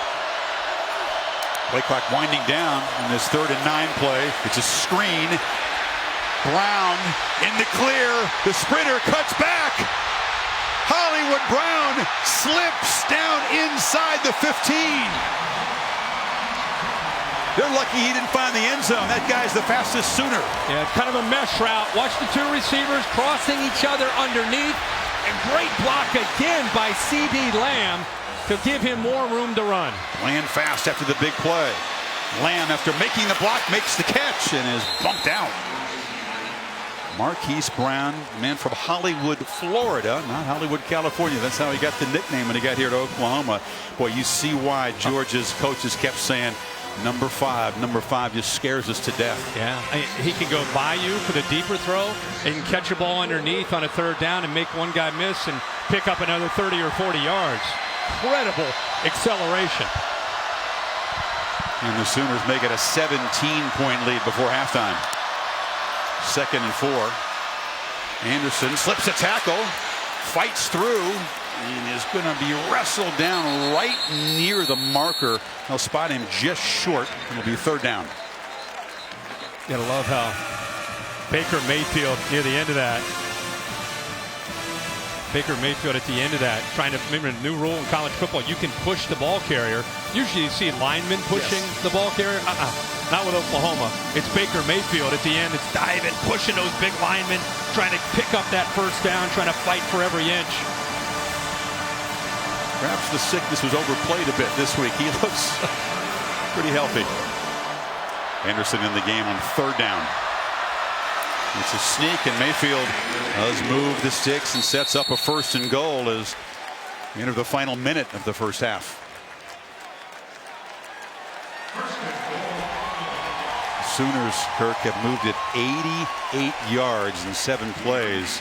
Again, they get the ball to start the second half, which makes Georgia here just desperate to keep out of the end zone here. Remember in the Big 12 championship game, they did a good job of giving that physical look. They're going to go to the jumbo package now with some extra linemen, big fullbacks coming in. They fooled TCU by going to this look and then kind of sneaking Mark Andrews behind a little bit of a play action look. They're going to go with this quick huddle, make it tough on the Georgia defense. They're hiding Brown. And now Kirby Smart sneaks down the sidelines and spends a timeout on defense. Oklahoma not terribly urgent. They've got all 3 timeouts with 25 seconds before halftime. That critical 3rd down. Brown's here, he works across, but what I like is the setup of the 2 receivers and how they create kind of a traffic jam. Remember, they're going to just get the ball out quickly, but look at the Georgia defense. They're man-to-man, and Baker can't stay with Brown, and then it's just what he does naturally in the open field. But it was the execution on 3rd down, recognizing that it's man-to-man, getting it to Brown quickly, and his defender, DeAndre Baker, just couldn't get over there because of the mesh route concept, meaning like a rub route or a pick. Great time to call that on a big 3rd down against man-to-man. Remarkable to see Brown in person. He was 145 pounds when he showed up from College of the Canyons, junior college. He bulked all the way up to 170. He said, "Yeah, that's too heavy. I dropped back to 165." There's not much to catch though. Tackle this. I was floored to see him in person at practice a couple of days ago, to see how productive and how dominating he can be. Look at his game he had against Oklahoma State in Stillwater. I mean, he looks like he's 160, 165 pounds. Backup quarterback Kirk Kyler Murray, number 1, the former starter at A&M, is in the backfield just behind Baker. So do they have some trickery here? Another one. Kirby Smart right down there at the 5-yard line says, "Wait a second. Well, we didn't expect this look. Let's spend another one here." We keep talking about how big this series is with Oklahoma getting the ball in the second half. Somebody else knows how big this series is, and he's using every timeout that he can to try to make sure everybody's on the same page. Kyler Murray is a guy that has elite speed as a runner. Obviously can throw the ball very well. So who knows what Lincoln Riley had in mind there. Aerial coverage on this beautiful day provided by Goodyear, official sponsor of the Rose Bowl game, celebrating the determination and grit of today's players, fans, and coaches. That's blimp-worthy. Kind of like in college basketball, in a critical possession, you see a team come out. The opposing team kind of gets a look. They call a timeout. They go in. Okay, they come back out. They get another look, call a timeout. That's really what we've had here in these first 2 timeouts. Now Georgia has been able to communicate, hey, if they come out in this formation, we're expecting this. Be ready to do this. If the quarterback Murray's back there, hey, guys, we're going to expect this. So this time he's not back out there. Yeah, it's a much more conventional look. Murray not in the game. They got one more timeout to spend on defense if they want to. It's Flowers in the backfield. Penetration, and the Dogs come up with a huge play. That was Tyler Clark, who's had a nice first half, and it's now Oklahoma that's going to have to spend a timeout. Rotating a lot of bodies up there. This is just quickness and slow off the ball by Oklahoma, just shooting a gap here. He has good quickness at 300 pounds, and they're rotating a lot of bodies. I'll tell you, Oklahoma, fortunate that the ball didn't come out. Look how quick Clark gets in there. And that's a different sort of position for Dimitri Flowers. He's played tailback in his career, but not often do you see him lined up in that position. Did well to hold on to it. You're right. I think earlier in his career he had to start against Iowa State because of some injuries, and he did pretty well, went over 100 yards. But this year he's kind of, he's playing H-back or a tight end, fullback type of thing. Derby, the head coach, but he's very involved with everything defensive, trying to rally his guys. Ball back on the 6th, 2nd and goal. Sooners still have those 2 timeouts in 20 seconds. This is what a defensive-minded head coach prides himself on. Critical moment in the game. You practice this over and over, good against good in summer and spring, and now you're out here at the Rose Bowl and in the playoff. You got to be able to hold your own down here. And Kyler Murray, Kirk, the backup quarterback, in the game again, just to the left of Mayfield. Badette comes in motion. Pop pass. Can he get the edge? No, he is driven back. That's Smith, a high-impact tackle at the 3-yard line. Roquan says, that's the kind of hit I've been waiting all half to make. Well, it's third down. He took out an entire first half of frustration with this hit right here. They use it as a decoy. Murray and Baker go to the left, but right there, what a hit. Good team pursuit. Smith cleans it up. Perfect form tackle. I'll tell you, Badet lucky to hold on to that football. You could hear it. Badet, we mentioned, comes from Kentucky, graduated there, transferred here for 1 season. Knows all about this defense. And the urgency, Kirk, and we knew Georgia had to feel down 10. Mayfield and company getting the ball to start the 3rd quarter. They've made a stand here from 1st and goal at the 2. Be really surprised if Lincoln Riley doesn't try to find the matchup with either Flowers or Andrews down in this area. They've got Flowers lined up as that tailback spot, and they go with their jumbo package with the extra tight ends and fullbacks. It's Lamb to the left, single formation, and Jordan Smallwood to the right, also getting man coverage. 3rd and goal.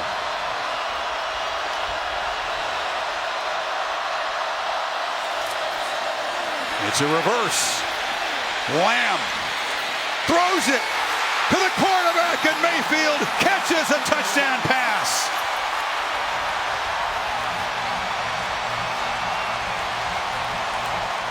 And goes sprinting down the field. Trickery from Riley, and the Sooners stretch the lead. Well, that put the Georgia defense in a bind. They knew that after the sweep and the handoff that the ball's probably going to try to come back to Baker Mayfield, and Roquan Smith actually was out there with him, DeAndre Baker, but at some point you got to go try to tackle Lamb, who's about to run into the end zone. So a 17-point lead. Lamb back to Mayfield. Yeah, Lamb's going to come here. Once Baker makes a sweep and he goes out here, watch Roquan Smith. He reads it. He instinctively feels, okay, I got to get out there. I got to get out there. But right here, both these defenders are in trouble. Either make the tackle or stay back. They decide to try to go make the tackle, and there's nobody left for Baker Mayfield. And C.D. Lamb sold it well. Didn't flip the ball to his right hand until it was very near the line. I think right now he's thinking, I'm going to run. And then once they commit, then he just said, okay, you're just going to give it to me. I'll take it. He did a really good job of making that defense respect it. He's accelerating right there at the 7-yard line. You better come up, otherwise he's just going to walk into the end zone. Really, it was an either-or situation. The Georgia defense just in a real bind there. Not the prettiest throw, but he'll take it. Lamb has been active. He's been targeted 7 times, had some drops, but he's made 3 catches and now throws his first career touchdown pass. So Lincoln Riley, who does call the plays for this offense, that cat and mouse game, all those timeouts, the different looks from the Sooners, give that one to Riley and the Sooners. Yeah, they just booted along the ground here. It, but that's Georgia got a chance here, maybe. Absolutely ineffective. I don't know what they're thinking there. This is in the pregame warm-up here. A couple of moves from the quarterback. Is he practicing his receiving skills? Wasn't quite the same route. You know, with him, you just never know. You know, if he's just messing around or working on maybe catching a ball later in the game. Meanwhile, this squib kick has given Georgia a chance now. The Oklahoma end to throw it in the end zone. Or perhaps take one shot down there, and they have a timeout to spare if they want to try to set up a field goal. Well, if they obviously it'd have to be a really quick throw with 5 seconds to go. Have that one timeout. They need to try to get about 17 yards to give Blankenship a decent shot. And Georgia's putting in some of their receivers. Looks like actually Mark Andrews is back. C.D. Lamb is back. Oklahoma's putting in a lot of their kind of almost like a hands team back deep to try to knock down a Hail Mary. Fromm rolls out. They do fire it short, and the catch is made. No out of bounds, and now they'll have to try to spend a timeout. Smart sprinting down there. Godwin couldn't get out. 1 second to go. Yeah, Kirby Smart was calling a timeout while the ball was in the air. I mean, he's yelling timeout, timeout, timeout, timeout. knowing that in case he didn't get out of bounds or pick up a first down to stop the clock, somebody's going to make sure that I want this clock stopped. So that squib kick with 6 seconds to go. Yeah, that backfired badly. No long field goal attempt. This is just out of Blankenship's range. I check it. He is in the game. They're going to try this from 55. I asked Kevin Butler, who works with the kickers here, who's obviously a legendary kicker for the Georgia program. I asked him how far he could get out. He said, you know, he made one from 54 going this direction in warm-up, so he's got a shot. We know Kevin Butler could make it from this distance, but he was a Georgia All-American, Hall of Fame kicker who's a student assistant for the second season working with Blankenship and the kickers. So 55 yards for Hot Rod. This would be a new career long to chip away at the lead before halftime.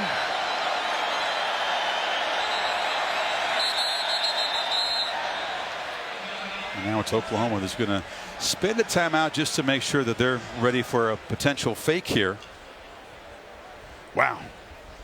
All the questions coming in. How would this high-powered Oklahoma offense, fast and furious, deal with all the speed of that SEC defense? And Mayfield and the Sooners touchdowns their first 3 possessions. The Dogs defense began to get some traction as the half went on, but that touchdown a moment ago puts Georgia in a 17-point hole. The last thing you want to do against Baker Mayfield is give them a fast start, because when you play catch up, not only is it tough to do, it goes against really what your strength is as a team.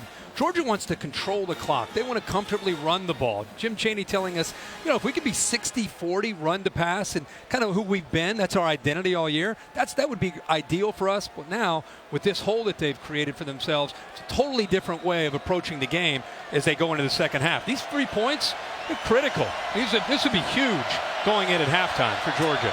Blankenship just missed earlier from 48. This by far the longest of his career.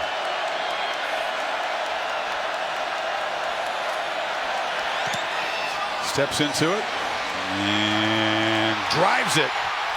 Wow, Hot Rod comes up with 3. That's a Rose Bowl record. And Oklahoma made to pay for that squib kick just before halftime. Good job by Georgia not throwing the Hail Mary with 5 seconds, trying to pick up the yards to at least give them a shot, and it pays off with a great kick. What Kevin Butler told you was exactly right. That was about his range. Yeah. Hot Rod comes through. Cut the lead to 14.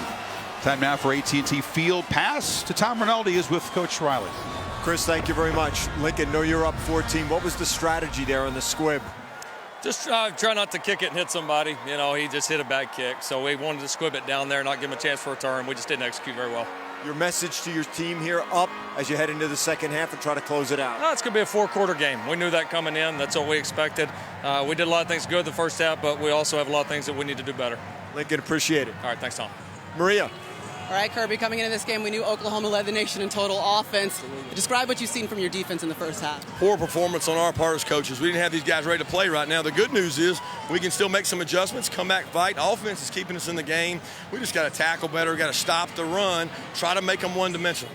All right, we know Oklahoma gets the ball coming back out for the second half. What has been the message to the team, and what are you going to echo in the locker room? Settle down and go play. Our guys playing a little nervous. They got to go out and play and relax and got to get after the quarterback. All right, thanks for your time. Now, Sooners scoring 5 of 6 possessions, no turnovers and no penalties. 651 combined yards in a wild first half as the Heisman Trophy winner has Oklahoma up by 14. End of the first half in Pasadena. Back to the studio after these messages. You're watching the Rose Bowl game presented by Northwestern Mutual on ESPN.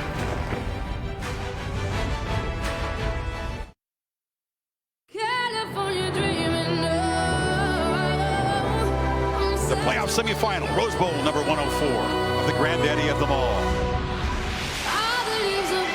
Touchdown! The Sooners strike quickly. The Dogs answer.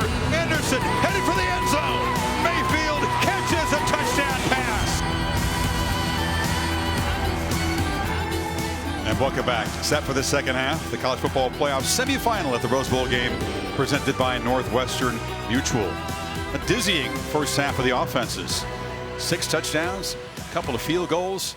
The Sooners having their way. The Dogs offensively almost on a 600-yard pace, but only ran 28 plays. They were only 1 of 5 on third down, so couldn't extend drives and play keep away from Mayfield. Yeah, the third downs hurt them, and I think getting behind really affected how Jim Chaney wanted to try to attack. He told us last night, we talked about, what are you going to do? How are you going to try to attack? He said, to be quite honest, how we defend Baker Mayfield will dictate what we're going to do offensively. But I don't think there needs to be erratic changes as they start this second half. Remember, the defense has to come out and try to get a stop. Try to stop the bleeding, so to speak, to be able to get the ball back to Jake Fromm. But I don't think you scrap the playbook and what the plan has been, yet at least at this point, only down 14. That field goal at the end of the half was big for them to cut it to 2 touchdowns. Now, Kirby Smart's label for his defensive performance in the first half was poor. So no doubt an animated conversation with that group in the locker room here. But he also looked in the mirror. He really said it was on us, the coaches. He really wasn't pointing the finger at the players. He was talking about how we did a poor job of putting him in position to make plays, so we'll see what his adjustments are. Remember, that's something that he and Nick Saban had a great reputation for when he was in Tuscaloosa, second half adjustments. Hot Rod Blankenship all pumped up off his career-long 55-yarder, boots it to the goal line, and this is Jeff Badette. And Badette tackled short of the 15. That's a good job by the Dogs coverage team. And now for today's Capital One pivotal performance. And the offense got off to a great start. We talked about how if you don't get hands on these receivers, they're going to be able to get behind the defensive backs. That time DeAndre Baker did not do a good job of that. The eyes of Baker Mayfield moving the linebacker Reggie Carter out of position, puts the ball right over top of him up high where Mark Andrews can make a play. And a little trickery here on third down and goal late in the first half. And Baker Mayfield, just like a little kid when he plays college football. It's so much fun to watch. Who's more exuberant after a touchdown, him or Saquon Barkley? I think it's a tie. It's a tie, yeah. Yeah, they both love playing the game. It's fun to watch. Baker's first career touchdown reception. All right, big possession here.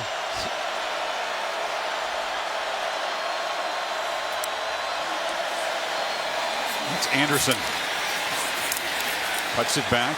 Muscles for about 2. Of course, there's that counter play to start this first half. They pull the big left guard Ben Powers and Orlando Brown, kind of a staple of Lincoln Riley's offense. Anderson, a couple of touchdowns, almost 9.1 yards per carry in that first half. There's big Orlando Brown, the unanimous All-American, one of 3 unanimous All-Americans on this offense. That is special and rare, folks. Mayfield and Andrews the others.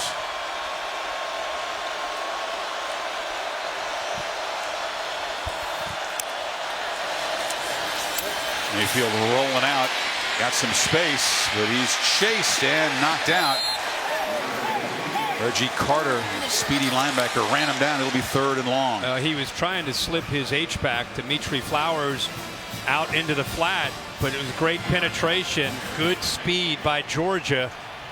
Remember, Natrez Patrick is out, been suspended for this game, and Reggie Carter, who's played a lot of football as a senior, showing the speed that he has to chase Baker Mayfield out of bounds for a short loss.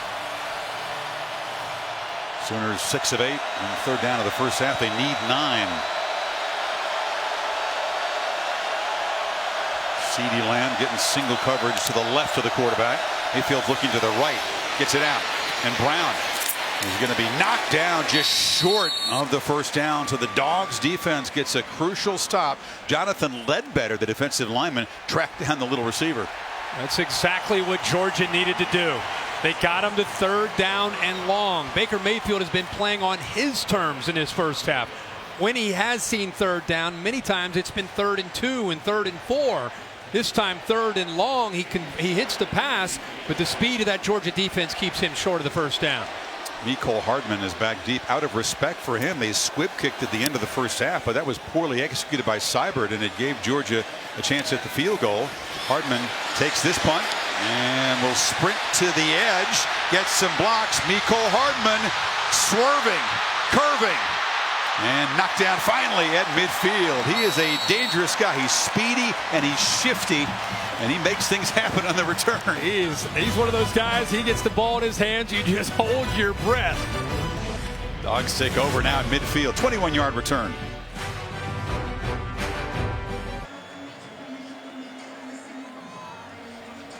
And welcome back. First possession of the second half for the Dogs.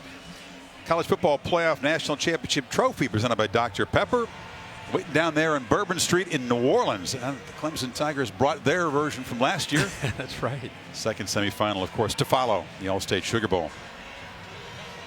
So Georgia has done its job. The defense forces a punt. Punt return by Hardman sets up Fromm on the offense at midfield. It's an offense that prides itself on running the football and wearing teams down up front in the second half. Just the 12th running play of this game for the Dogs, but they've had great success. Chubb not down yet. Churning and chugging to the end zone.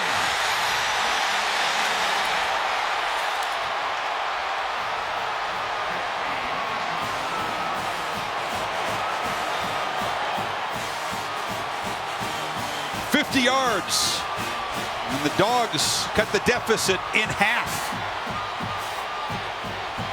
This is what makes Nick Chubb special.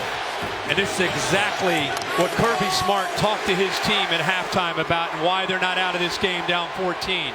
Get a stop, get the ball back, put the ball in the end zone, and now you're down 1 score. The powerful 225-pounder who's been breaking tackles his whole career when he's healthy, and he broke more here. This is yards after contact. Amarni Bledsoe has him there. Okoronkwo comes over, but Nick Chubb is again a unique back, low center of gravity, great balance, and if you don't wrap him up, you're not going to bring him down. It's not just the physical offensive line. This is what we want to see. Could Oklahoma handle this? You're up high against him. You're not wrapping up. He gets off 2 more defenders, breaks 3 tackles, and takes it to the house for a touchdown. And again, just like that, Georgia's right back in the game. Michelle was active early, and now the Dogs had their second 1-play touchdown drive of this ballgame. It was Michelle from 75, Chubb from 50. You're talking about an offense that's averaging almost 12 yards a play. Georgia. So they don't need to change anything other than the defense continue to make plays against Baker Mayfield. They are in formation on the bench as always. Always Chubb next to Michelle, and they got the young guy DeAndre Swift, the number 7, along for the ride too. That's their normal formation. The roommates and best buddies sit next to each other on the bench every time. Things have changed in Pasadena. 7-point game. Vedettes from the goal line. Good coverage again. He stopped short of the 20 to Maria. Well, Chris, if you're wondering why the Georgia Bulldogs look like a completely different team coming out of the locker room, Kirby Smart says that his message was simple. They didn't get our best 30 minutes in the first half, so don't look at the scoreboard. Give them your best 30 and see where the chips fall. He told the offense, don't look to score on every single play. It's okay to play from behind, but remember, true freshman quarterback Jake Fromm has only had to play from behind twice this season. Now over to Tom Rinaldi with an Oklahoma update. Well, Maria had a chance to speak to defensive coordinator Mike Stoops coming out of the locker room. Obviously, he can't be pleased with how his unit started this half. He said his chief frustration in the first half had to do with mental mistakes. He thought the team was well prepared. They haven't seen things that have surprised them or overwhelmed them. They just needed to be better mentally. Not surprisingly, the last voice in the locker room, Chris, from a player point of view, number 6, the guy that's about to get the ball right now. Tommy's facing some noise. The Georgia faithful are in that end of the stadium. And there's a first-down handoff. This is feeling a little bit like Sanford Stadium at the moment. I was going to say, this after the stop and then the touchdown and the kickoff coverage, getting them inside the 20. I don't know if you can tell at home, but this stadium has come alive, and you're hearing a lot from the Georgia faithful, and they happen to be right in front of Baker Mayfield right now. Second down, gets pressure, flips it off near side. Lamb is going to be knocked down short of the marker. Sooners will need 2 on 3rd down. Decided to bring pressure there. They blitzed the middle linebacker Reggie Carter. Got after Baker Mayfield. He gets the ball out, but he wanted to hold on to it to give himself a chance to be able to get the ball thrown a little further downfield to pick up the first down. They'll need 3 yards, and this feels suddenly crucial for Oklahoma to stem the momentum. Look at the wholesale substitutions, fresh, big bodies on the field for Georgia. And you see the umpire standing over top of the ball because Oklahoma made a substitution. Georgia has plenty of time until the umpire steps out to make that substitution as well. Anderson in the backfield. Dogs press it up close, and Mayfield, instant pressure. Can he escape? No! Sack back at the 15. Lorenzo Carter and a host of dogs.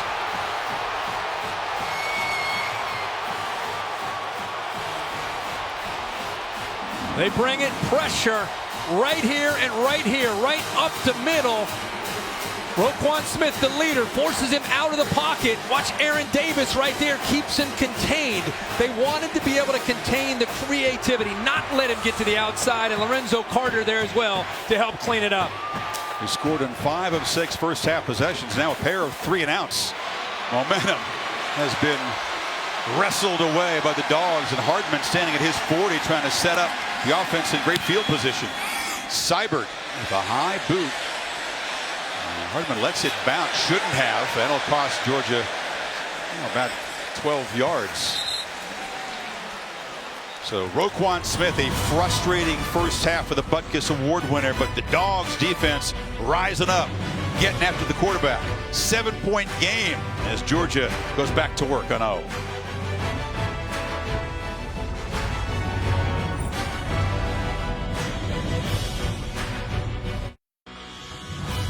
The Rose Bowl game, presented by Northwestern Mutual, is brought to you by Allstate, official protector of college football fans, and AT&T.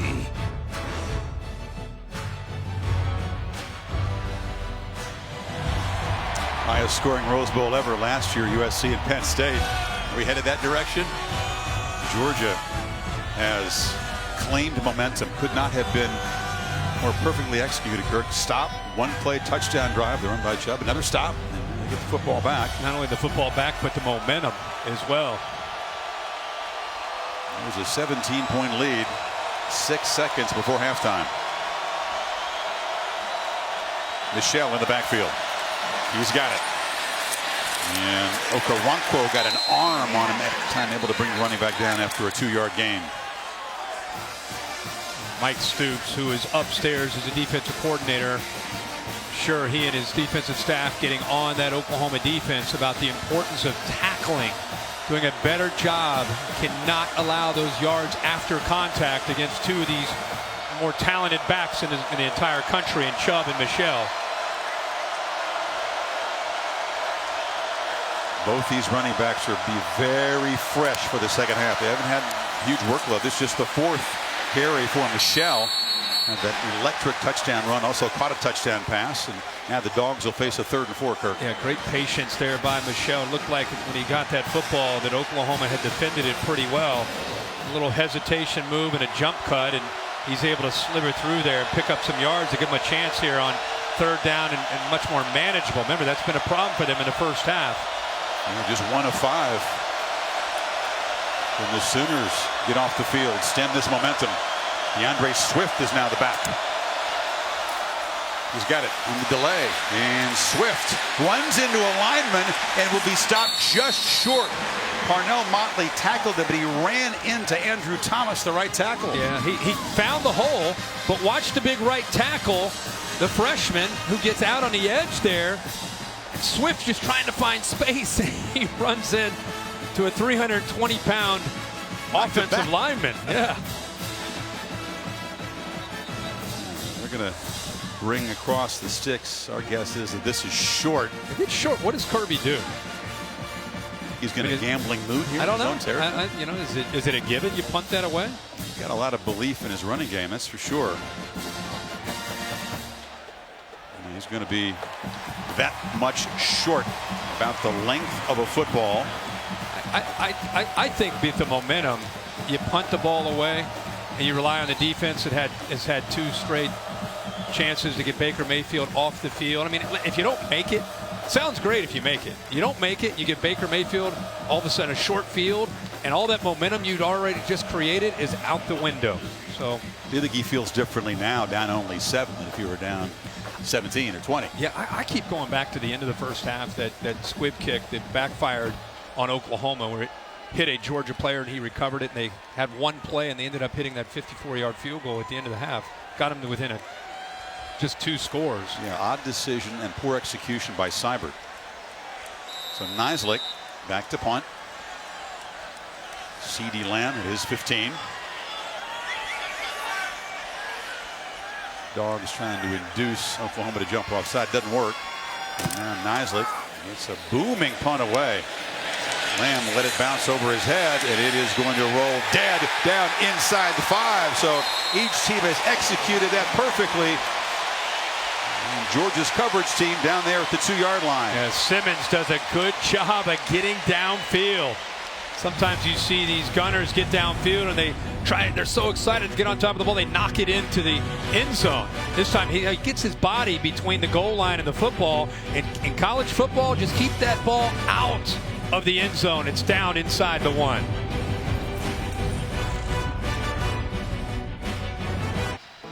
On this beautiful warm evening, aerial coverage provided by Goodyear, official sponsor of the Rose Bowl game, committed to honoring blimp-worthy athletes who demonstrate hard work on and off the field. The San Gabriel Mountains through that golden haze look like an oil painting. It's beautiful. This never gets old. That view from up here makes this stadium just kind of sit down, and the colors just jump this time of the day off this field, doesn't it? Mayfield in his end zone and shotgun. The diamond formation again. A high snap is collected. And muscling ahead for a couple of yards is Anderson. See how adventurous Lincoln Riley as a play caller is down here with 7-point lead. Well, he has confidence in Baker Mayfield and that veteran offensive line. But you can see how the game started. The 3 touchdowns, the field goal looked like they couldn't be stopped. But since then, the punt, touchdown, and the first 2 possessions to start the second half, 2 3-and-outs for Oklahoma. Mayfield harassed in the end zone, escapes and scrambles. First time we've really seen that today as the quarterback moves the 6 with his legs. Yeah, it's a designed quarterback kind of a counter. He follows the right guard and the right tackle around Samia and Evans. And, you know, again, you got to account for him. You know that he doesn't run the ball a ton, but backed up like this, he is still a threat and a weapon. And that time they caught Georgia sleeping and picks up the first down. You got to trust your block. You can do that from the end zone. A flea flicker. Sermon to Mayfield, who lobs it to Andrews, but over his head. Dogs were not fooled. In coverage was J.R. Reed. Well, that is great coverage on a big tight end, and Mark Andrews is right here. Watch how he just sneaks back there, trying to catch him, maybe biting up on that flea flicker, but he does a good job of keeping his eyes on the receiver. Andrews tried to sell it like he was just kind of lulling him to sleep, but unable to do that. Pretty good coverage there by J.R. Reed and great awareness. Both offenses have an affection for the flea flicker. In fact, we might see one from the Dogs today. 2nd and 10. Play action. Mayfield steps up, escapes, a pump fake, but Roquan couldn't get into the ground. You talked about the strength, Kirk, of Mayfield. He's beefed his body up. Got away for the Butkus winner there, but short gain. But Roquan Smith, kind of almost like in that spy mode where he drops back, but he knows you got to be ready for the quarterback scrambling and taking off, and he's able to at least slow him down and allow the rest of the white jerseys to get there and keep him well short of that first down. 3rd and 8. They got a pretty good hit there on Baker Mayfield there at the end of that play. He's got to hurry. Play clock at 2. You get it off. Handoff on 3rd and long. Anderson in the clear. First down and much more. Finally dragged down from behind at the 40. They keep it on the ground 3rd and long and keep the drive alive. How about the call here on 3rd down? See the right guard, right tackle pulling around. Georgia's expecting Baker Mayfield to be back in that pocket. Nobody there, and Rodney Anderson, one of the more underrated running backs, I think, in the country, just kind of slivers through there and picks up more yards. And remember, they started this drive back at their own 2-yard line, and now they're out to the 40. 25-yard run on 3rd and 8. Only the slip really slowed him down. They just caught Georgia out of position there. Mayfield again snaps it at 2. Has time, now running out of time, and he'll be dropped. Good coverage. Jonathan Ledbetter eventually got to the quarterback. This is exactly what Mel Tucker and Kirby Smart wanted to see. this is how you deal with an athletic quarterback that can scramble and create. Don't let him step up and don't let him get outside. They're not necessarily in a rush to get upfield to give him lanes to step through. They're just trying to squeeze him, and they've done a very good job of that for the most part tonight. Got off the block of the Outland finalist Orlando Brown that time, the 4th sack by the Dogs. And 2nd and 18, pressure again, back-to-back sacks. Tyler Clark has been a beast, and DeAndre Walker came in the blitz. A little stunt that surprises the right side of this offensive line. You see movement and push from Clark, and then the athletic ability and a hesitation move here to the outside by Walker. You see the right guard, Drew Samia, just caught off guard because of how sudden Tyler Clark got through there. The big defensive tackle, it cleared it out for DeAndre Walker, who's had a great second half of the season. He got in there and got to Baker Mayfield. What's Mayfield have on 3rd and 27? Well, a safe call. Anderson this time is going to be dragged down, and well, you wonder, an unheralded guy like Tyler Clark just stepping up on this enormous stage and making plays for the Dogs defense tonight. The right side of the offensive line from Oklahoma can't deal with the combination of his power and his quickness. And even when they tried to block with 2, they've not been able to deal with him, and we'll see how that continues to unfold. Both he and Ledbetter, their strength and their quickness have given Oklahoma problems up front. So the Sooners move backwards after they had gotten the ball out near the 40, and now Seibert to punt. There are a pair of Georgia receivers. Nicole Hardman will take it with a fair catch at the 29-yard line. So the Dogs defense looking befuddled in the first half, rising up and shutting out Oklahoma so far in the 3rd quarter. Georgia back to work, down by 7.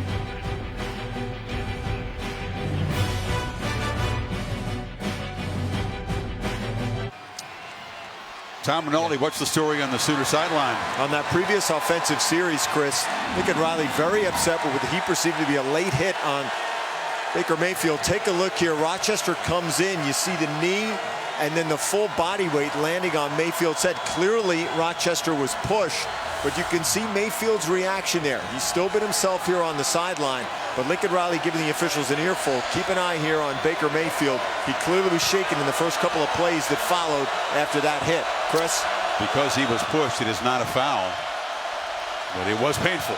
So here goes Fromm, and that Dogs running it back to work from the 29. A first down throw, pressure from the backside. They get the ball out quickly, and Terry Godwin, a first down catch to the 40. Soft coverage brought the blitz from Stephen Parker. Nice job of getting the ball out by Fromm just before Parker could get to him. And look at Godwin, what he's been able to do this year. He doesn't have speed necessarily to go downfield, but he has great quickness, especially when you give him a soft cushion like that. They get him the ball underneath. A Georgia team that has been dominant, Kirk, in the 3rd quarter all season. 147-27. They've outscored opponents in the 3rd quarter, allowed only 3 third-quarter touchdowns all season long. So this continues a trend. Chubb, for once, is stacked up, dropped for a loss. Emmanuel Beal teaming up with Kenneth Murray. And it's getting chippy down there now. It sure is. It's a really, really good job by DJ Ward up front, leading the way of that defensive line, that time holding their point, and it allowed Kenneth Murray and the rest of those linebackers to come in and keep Chubb bottled up. I don't think this Sooner defense liked to hit on their quarterback at all. Playing with some energy now. Starting to feel like it could be a game of momentum swings here in this second half. And Fromm back on play action, has time, delivers over the middle, complete. Wims again, a fingertip grab inside the Sooner 45. It's going to work all the way from the left and come all the way across. When you do that, it requires a lot of protection, a lot of time. They brought the blitz. You can see it was man-to-man, and Trey Norwood's trying to stay with him. 13, the freshman. Good job by Wims to work across the field. And Jake Fromm says that's his guy. I mean, when in doubt, he's going to look throw the ball to number 6. He's been the top target today with 4 catches. They have a chemistry. Wims again coming to Georgia after a couple stops at different colleges, but clicking with this freshman quarterback over the summer. Yeah, he's a great target, especially in the red zone at 6'4". put the ball up in the air to make big plays for this offense. DeMaria on the dog sideline. Jake Fromm, when he first got to school in January, the first person he called, guys, was Javon Sims. They have been running routes and practicing together since last January. And Wim said he did not want to show up. It was the one time that he had to himself, but Fromm pushed him into it. And now Fromm back to pass, surveying the field, lobbing it out of bounds. Well covered there was Wims that time. They were not going to let number 6 drift out of their sight. He ran the same route, but it was a different coverage. Previous coverage was man-to-man with the freshman Norwood. This time you see Will Johnson there. He came down, was able to help out. That's exactly who he was looking to throw the ball to. Now what's the call here, Kirk? Can they convert on 3rd down? It continues to be a problem for the Dogs. Just 1 for 6. They need 7. Final minute of the 3rd quarter. Don't forget about Michelle out of the backfield as a real weapon, especially on 3rd down. From directing traffic, running out of time. They just get the play off. Michelle in the clear. Sony Michelle barrels down into the end zone. The hat trick for number 1.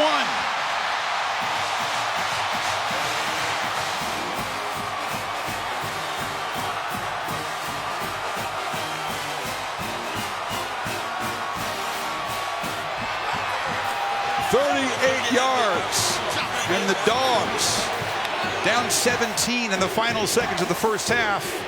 A PAT away from tying this game.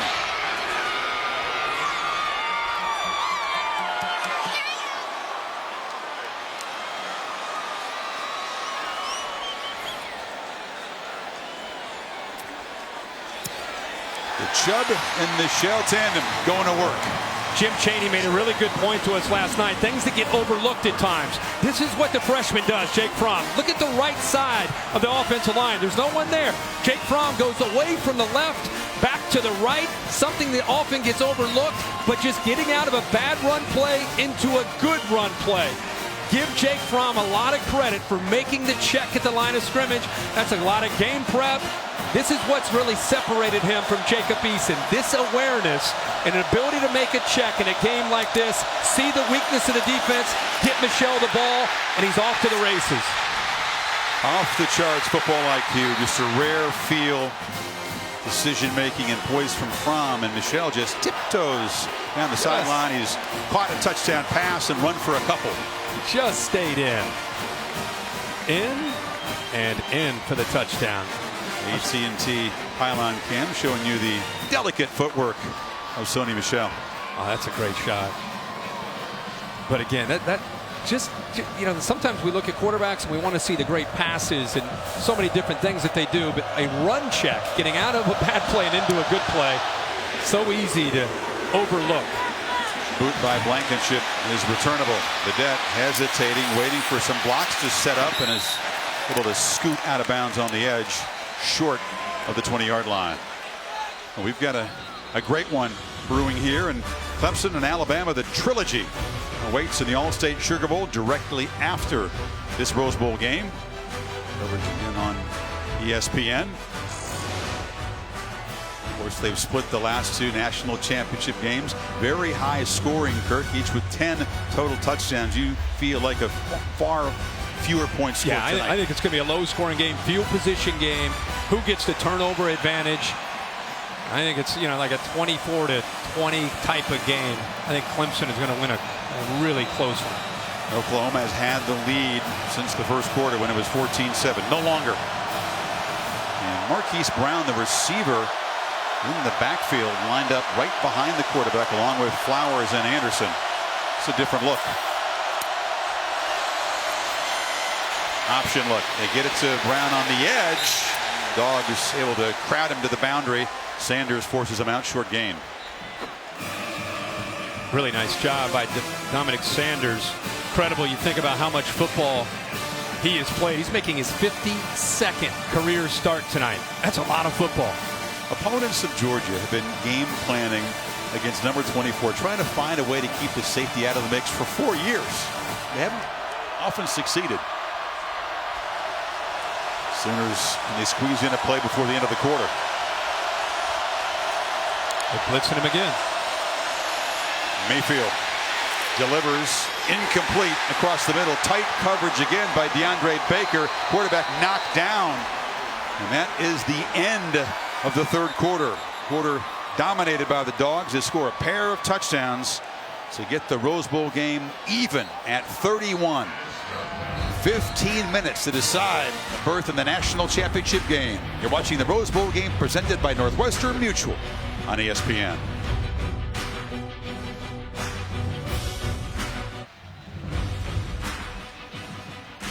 Dusk in Pasadena. Welcome back to the College Football Playoff semifinal at the Rose Bowl game, presented by Northwestern Mutual.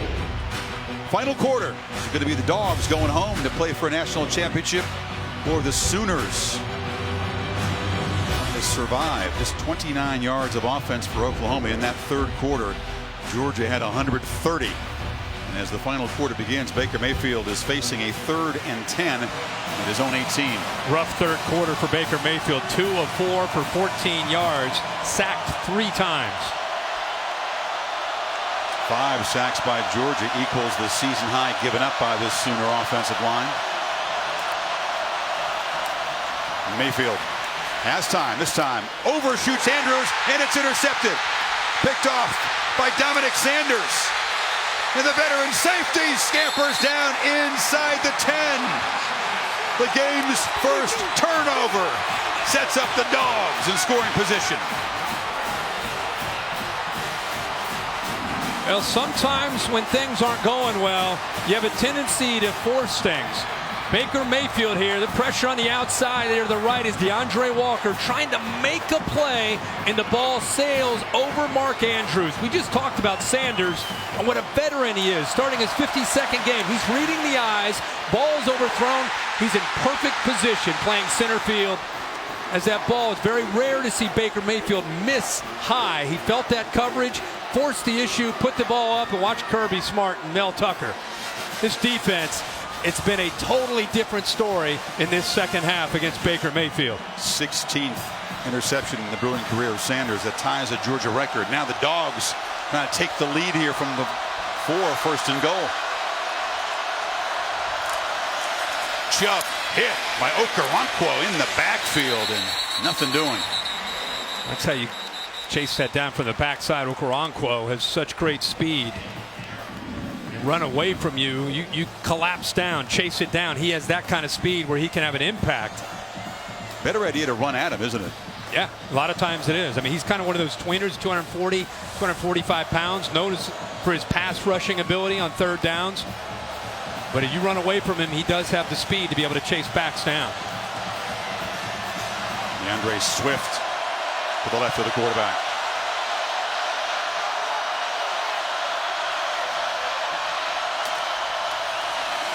Plum looking for the end zone. Delivers. Touchdown! Wims gives the Dogs the lead.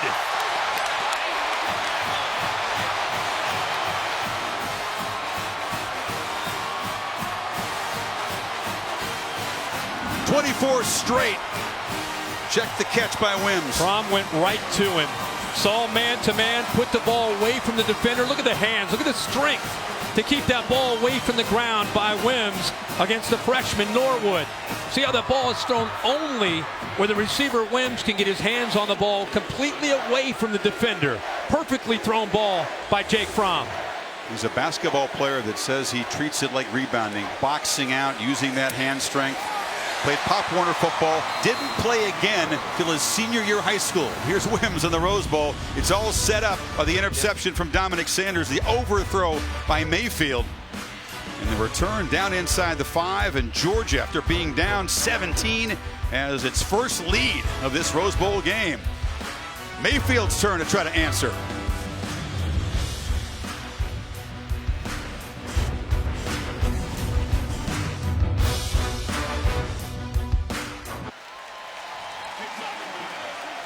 It's a true freshman, folks. Jake Fromm to his favorite target, Javon Wynn.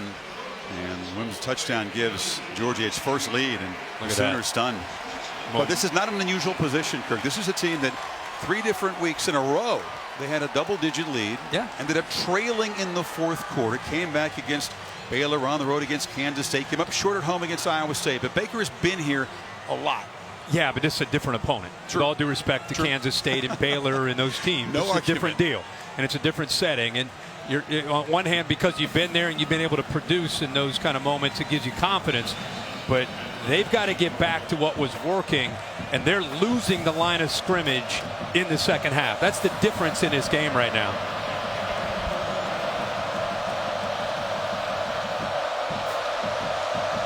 Marcellus Sutton is a different kick returner, and let's see if he's going to bring one out. Oh, it's touchback. You know, he's been in close games all year, and that, like you said, that's when he's delivered and played some of his best football. Look at these one-score games. Teams that have been within 8 points. Completion percentage, the big plays downfield.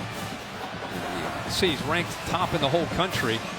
So you're right, he's been here and done that, but the offense has to help him. I mean, the 3 sacks, 2 of 4 in the third quarter. They've had a running game today. That was a question. Could they run the ball? They've run it for 173 yards. Anderson's got 157 of those. That's what I'm saying. They've got to get back to being that balanced offense that they were early, instead of just saying it's all about Baker Mayfield and throwing. And they're at 17 plays and 29 yards here in the second half. Lamb in motion. Reverse. Brown. Knocked down. Staying at home was the Butkus winner, Roquan Smith. Boy, he is so instinctive. So nice to watch him play. He's been a different player himself here in this second half. Look at the instincts in the eyes. He's not fooled at all. Gets in position. Not only that, he's able to get off of a block and still make a tackle out in space. He got knocked down by Samia and still made the tackle. Yeah. Got a chance to meet Dick Butkus, namesake of the award he was given out in California this week. Butkus himself played a big defensive game in a Rose Bowl win for Illinois.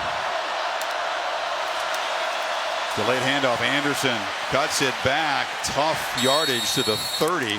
Smith again on the tackle. Third down coming up.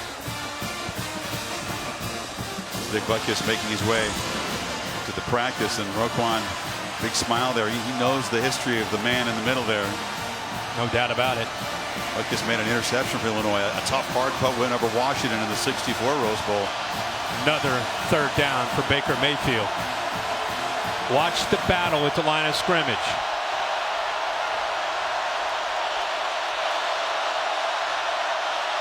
And this Sooner offensive line protects. Dogs bring the heat. Mayfield stands in, delivers. A flag comes down. Andrews makes the catch. It's not first down yardage.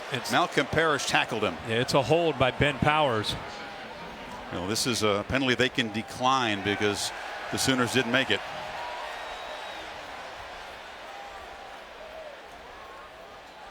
A lot of different twists and stunts and Holding. blitzes. Offense, number 72. That penalty's declined.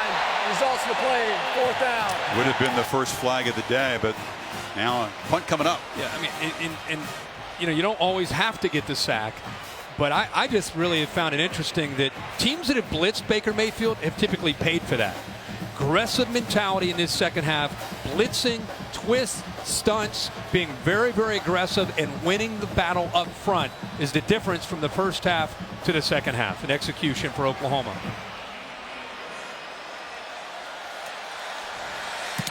Seibert, it's a high punt, but not a very good one.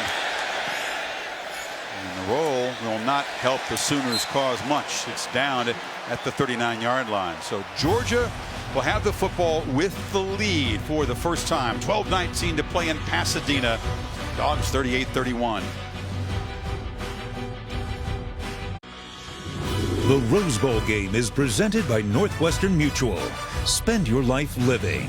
And in part by the 2018 Ford F-150. It doesn't just raise the bar, it is the bar. Taco Bell, official partner of the student section. Sometimes you gotta live Moss. And Dos Equis. Stay thirsty. Please enjoy Dos Equis responsibly. Now the grandeur of the Rose Bowl. And if the Dogs can hold this lead, they'll break the record. It'll be the largest comeback in Rose Bowl game history, surpassing what USC did against Penn State in the highest scoring Rose Bowl ever. We enjoyed calling that one last year. So now Fromm and the Dogs in the I formation. Chubb is the tailback, and it's incumbent on this Sooner defense to make a stand, get their offense the football back. Chubb hesitates, stacked up after a 2-yard gain. We were talking a break. Just cannot say enough about how impressed I am with Jake Fromm. I know he's only thrown for 144 yards, but a couple touchdowns, hasn't turned the ball over, making the right checks at the line of scrimmage, not making mistakes. Just as much as we talk about Baker, cannot say enough about a true freshman in this environment and the way he is executing, how efficient he has played up to this point. Yeah, well said. Not asked to do as much as Mayfield is for his offense, but you can't ask more of a freshman today. Now a short throw, and that's been his main target. It's Javon Wims who high points the ball in front of Norwood. Sets up a 3rd down and medium here. They need 4. You know, those are those run pass options where if he feels that he's got enough of a cushion where he can get the ball thrown to the outside, then he's going to take it. You know, better than trying to run up the middle. You try to get 4 or 5 yards at the very least to the outside to his go-to man at 6'4". Now Michelle is in the game, as well as DeAndre Swift. A 4-receiver look, and the Dogs keep chewing on this clock. Remember I talked about the command, how he's making sure everybody's on the same page. Swift goes in motion. Sooners bring pressure, and they knock the quarterback down. Ball comes out. It's rolling around, and Oklahoma grabs it on the sidelines. No signal of incomplete that I've seen yet. Now they're going to say the arm was coming forward, and this ACC crew is going to confer. He almost flipped it like a pitch, but I think it's intentional grounding. Intentional grounding. Number 11 against the offense. Penalty has lost it down. 4th down. They brought the heat, and they induced the penalty there. Dave Kataya, rules expert in the booth there. First thing we need to look at is the arm going forward on the release. Does he have control of the ball? To me, he does. He flings it. He's inside the pocket. There's no receivers there. No question. Good call. Dave, that would have been one. Even if he got outside of the pocket, he still would have been called for intentional grounding with the ball not even making it to the line of scrimmage. Exactly. There's 2 reasons. If you get outside the pocket, you have to reach the line of scrimmage as well, in or out of bounds. So Okoronkwo makes an impact play. That was an interesting decision. You praised the poise of Fromm. He chose to just kind of fling it. Pass. So Oklahoma's defense does its job. Good look at this play. They're reviewing this. Steve McBride in the replay booth. It's just a pitch, but the arm is coming forward. I mean, it's an attempted pass, but of course it's intentional grounding. It doesn't matter how you throw it, whether it's overhand, underhand. It's like a shovel pass. Right. It's a pass. There was real hesitation from the crew. I don't think they knew what they were looking at right away. There wasn't a signal of incompletion. Look at the blitz from the middle of Kenneth Murray. I showed you Okoronkwo and where he's coming off the edge. It's a good matchup there at the bottom. He actually gets pressure, but nobody picks up Kenneth Murray up the middle. Mike Stoops dialing up pressure on 3rd down at the right time, and Murray comes free to cause that havoc in the backfield. We just talked. It was just the way this game feels. Oklahoma's defense is going to have to make a play to try to change this momentum, and maybe this is the play that could help Baker Mayfield and the offense get going. Because it's been a one-sided second half favoring Georgia. Everything Lincoln Riley called worked in the first half. Mayfield executing. They're running the ball well. Nothing really has worked since halftime. No. After further review, the ruling on the field is confirmed. However, the foul took place at the 34-yard line. The ball be placed there. 4th down. So they're going to move the ball back to 34. That was the subject of the review there. Fromm, as he does, just kind of shaking his head and smiling. You wouldn't know that he was rattled or unnerved by what just happened there. And Baker poised in the starting blocks. It's going through his mind right now. You know, he's known for that fire and that energy. He's got to be frustrated with the way he turned the ball over last time they had the ball, forced that throw. Or 2 times ago. Naslick gets a good punt away. Good punt. Drives Lamb back inside the 10. C.D. Lamb cannot get the edge. A terrific punt. Even better coverage by the Dogs. Sanders and Elijah Holyfield, the running back, Evander's son, flying downfield. So Georgia's special team showing up in a big way, and Mayfield a long way from the end zone.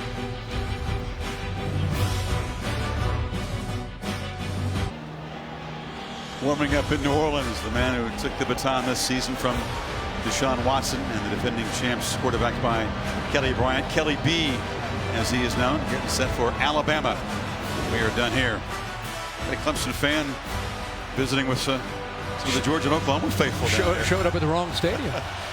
So Baker backed up, just 4 of 7, with an interception and 19 yards in the second half.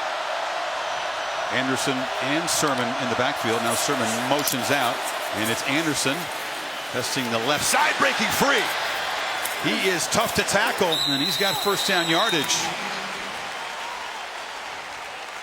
He is incredibly physical. You can see the first half, second half of Baker Mayfield. First half, he's 200 yards. There's 31 points on the board. Things are looking good. This second half has been a struggle. Sacked 3 times, unable to really get anything going at all. Still got the ball, flips it off, and it's dropped in the flat. Field position is certainly part of that. The average field position, Kirk, in their 6 possessions, their own 15. I think schematically the only thing that I've really seen change is a willingness of Mel Tucker and Kirby Smart to be even more aggressive. But I really, when you go back and look at this film, I think you're going to see a difference at the line of scrimmage between what Georgia did in the first half to what they did in the second half. Much more physical and aggressive, kind of wearing down the Sooners at the line of scrimmage.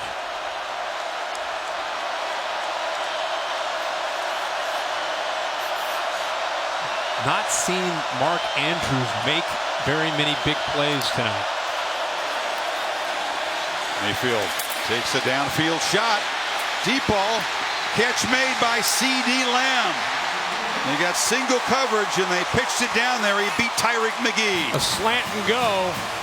Lamb at 6'1", goes up and over. McGee at 5'10".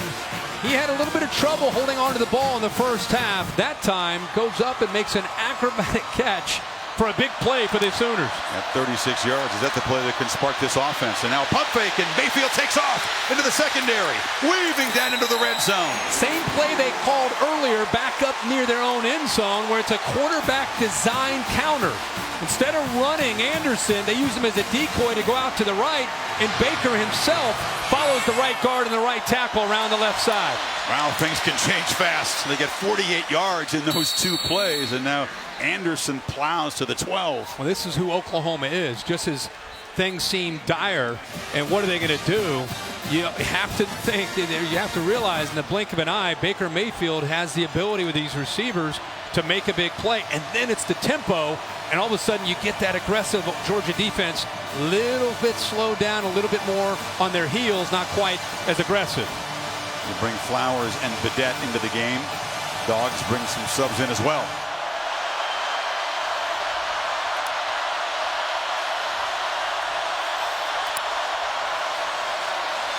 Mayfield from the pocket, still got it.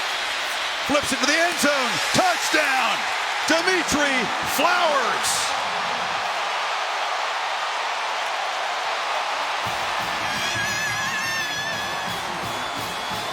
How could a man named Flowers not make an impact in the Rose Bowl? And the Sooners, a PAT away from tying this up again. This is fun, folks. What a game. What a drive. Stacked up 88 yards in 6 plays. Under 2 minutes. He doesn't make a whole lot of catches, but he makes high impact catches. Chris, they used a motion from Badette to affect the eyes of the defense. You'll see him cross, but they want to get the ball to Flowers sneaking behind the linebackers, but watch the Georgia defense. Watch how they stick with it and take it away. See how that's taken away? But this is where Baker Mayfield is so dangerous. He takes away the intended receiver instead of giving up on the play, buys a little bit of time. How about Dimitri Flowers himself realizing that Baker Mayfield is going to make a play, gets away from Roquan Smith, and eventually gets away and gets the touchdown for Oklahoma to tie this game up.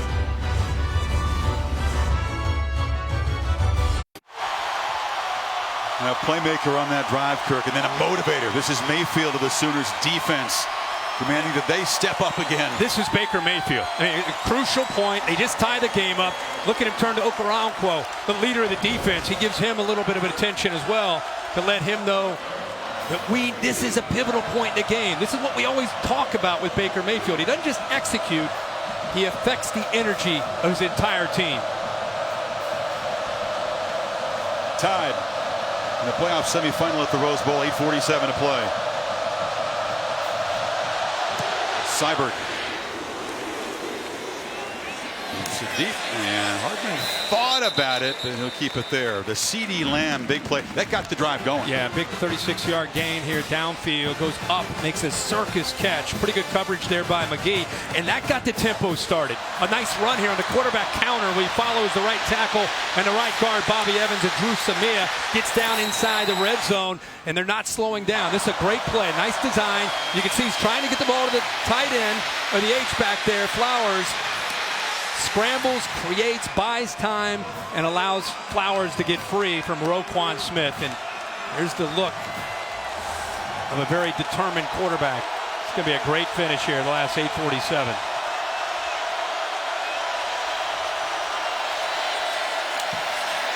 Michelle, that's it back. Talking about a Georgia team that's averaged 13 yards per running play. So you know what they'd love to do here. Jim Chaney, feed Michelle, feed Chubb, shoot clock, set up a game-winning score. Yeah, well, when you're running the ball as well as this offense has, that's a great plan. Remember, other than going to Auburn, almost every other game they have played, they have worn teams down in the second half with this philosophy and this system that they use. Play action. Rom throws it along the sidelines. He loves that route. Throws it so well. Hardman makes the catch. First down. Got the ball off right before Bledsoe got in. It's the football out there. Good job of just being able to just slide and slow himself down. Heck of an effort actually by Hardman, the sophomore, to hold on to that football. Looks like they're going to take a peek at it. Running on the field. It's a completed catch. That play is under further review. You want to be sure. That looked like a terrific call by this ACC crew. Yeah. I was impressed by the effort here by Hardman, just the awareness of knowing where he is to be out of bounds. Gets the right foot down, slows his body down instead of continuing to go out of bounds. Right there's the catch. Now it's about, does he hold on to the football through the entire process of the catch?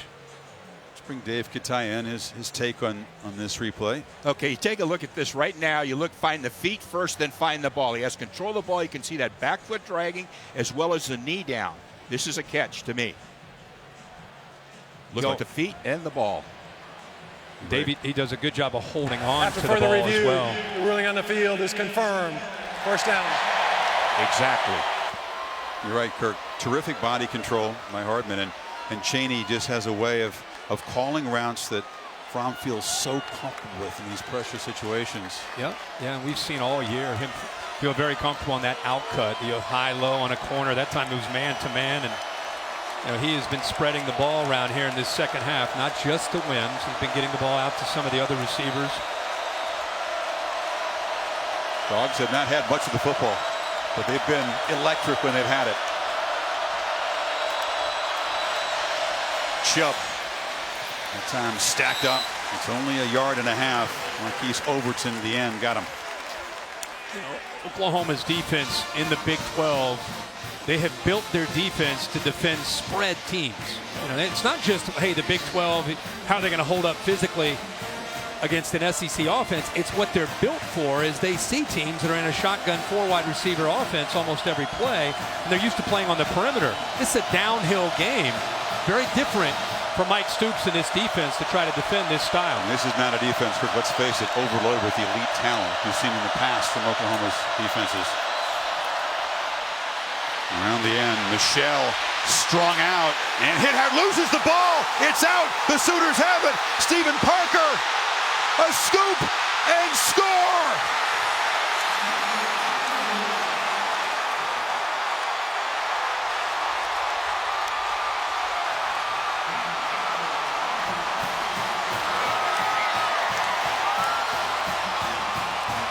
Oklahoma's defense step up and make big plays when they were down by a touchdown? The answer is yes, as the veteran leader of that secondary, Parker, makes an enormous play. Trey Norwood, in my opinion, makes the play. He'll come out of the picture on the left. He gets underneath Wims and forces Michelle to have to go outside. Kelly, of course, makes the hit.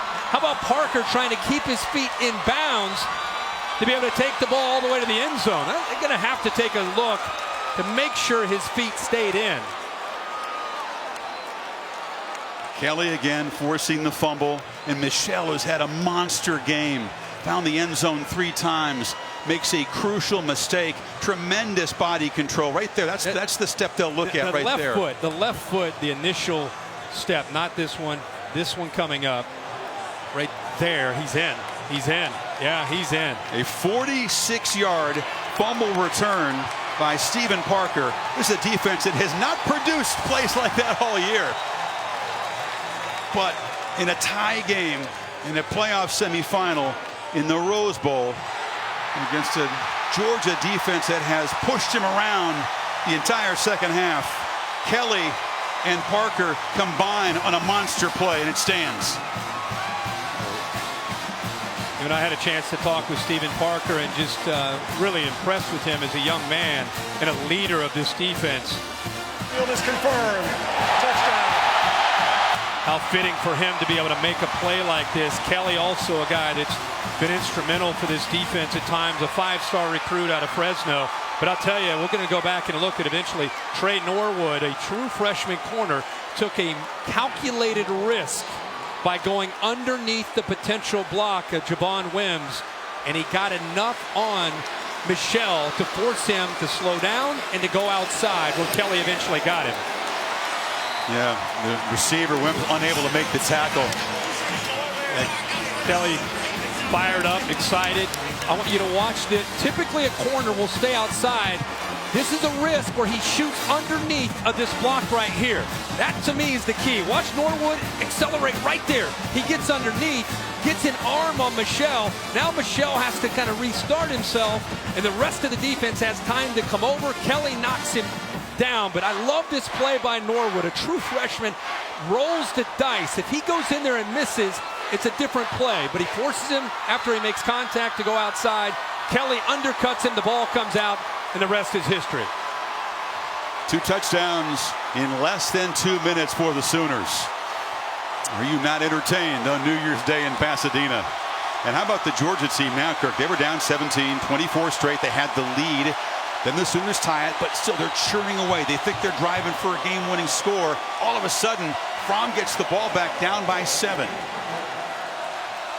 And now he's going to get another chance now, like you say, to just try to tie this up. Remember we showed after Baker Mayfield and the offense tied the game at 38.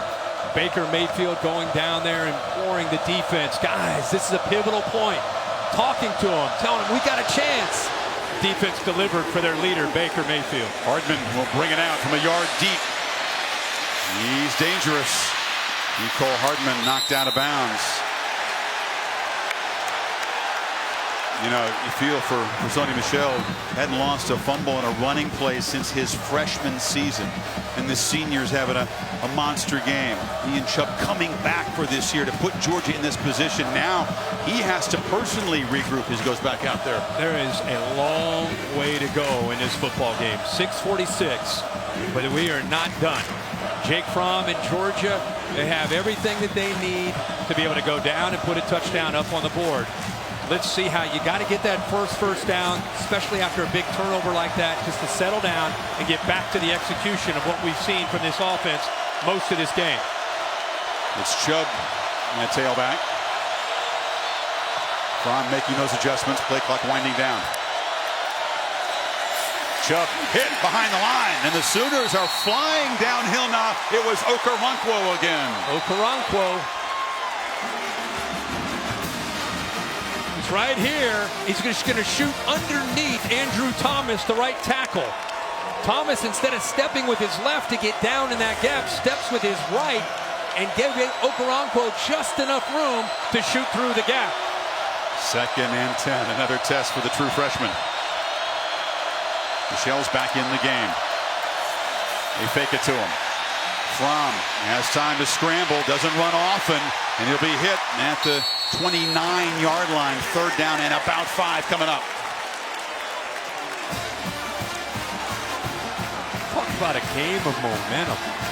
Oh my gosh. Remember that Georgia's only been in that one close game. It was a hard-fought road win at Notre Dame. Drove down, kicked a game-winning field goal in the final 3.5 minutes. Oklahoma's been in a lot of close games. Yes. 3rd and 5.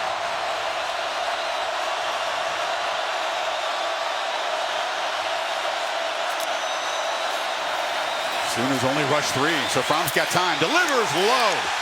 Incomplete. Tried to squeeze it in, but the ball hit the ground. Looking for Godwin. 4th down. Well, he had him if he threw it on time. He's a little bit late, which allows right there Norwood to, I think, influence his throw. See how he's kind of dipping down? Norwood coming in to help defend on that play on the front side, I think affected Jake Fromm feeling confident in turning loose and throwing that football. I think 3rd and 5, down 7 in the Rose Bowl affected that throw too, don't you? Nice-lick to punt. Dogs going to get the football back now. 5:22 to play. It's a low kick. Lamb is not going to risk even fielding it, and he lets it roll out of bounds at the 24-yard line. Well, Clemson and Alabama thrilled us the last couple of years in championship games. In this semifinal to follow with the All-State Sugar Bowl, they got a pretty tough act to follow. Alabama graduate on the left there. Yeah, you guys are very familiar with each other. Yeah, can't believe they don't won have a championship for Alabama in that building back in '92 season. Can't get the game on in the big board there. Those guys are too focused on their own. Yeah, but I'm saying for the crowd. Oh. I'd want to watch this game if I were sitting there. They usually do that in the second semifinal. Heck yeah. All right, so the Sooners off the defensive score that's given them a 7-point lead. Now trying to protect the ball. Perhaps get a score and put this away. Oklahoma's defense has made a play. Now see if Georgia can. Anderson. They have not really contained the running back all day. He fights for extra yardage again. They just keep running that counter play over and over. And it's the first thing that Mel Tucker brought up to us is how do you defend the counter? Because you know it's going to come over and over and over. Rodney Anderson's been running where they pull the backside guard and tackle. They've run a lot actually with Baker Mayfield. Gives them extra blockers on one side. They're just trying to eat up as much clock as they possibly can. He's gone well over 1,000 yards on the season, Anderson. Averaging 8.4 yards per carry today. $184. Diamond formation again. Mayfield still got the ball, trying to get the edge. Turns the corner, but tackled by Lorenzo Carter at the 30.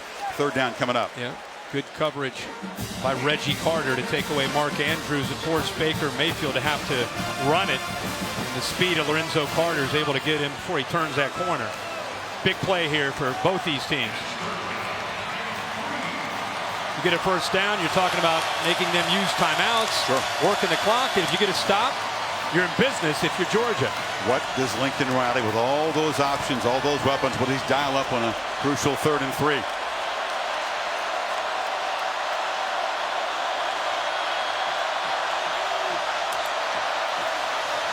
Option.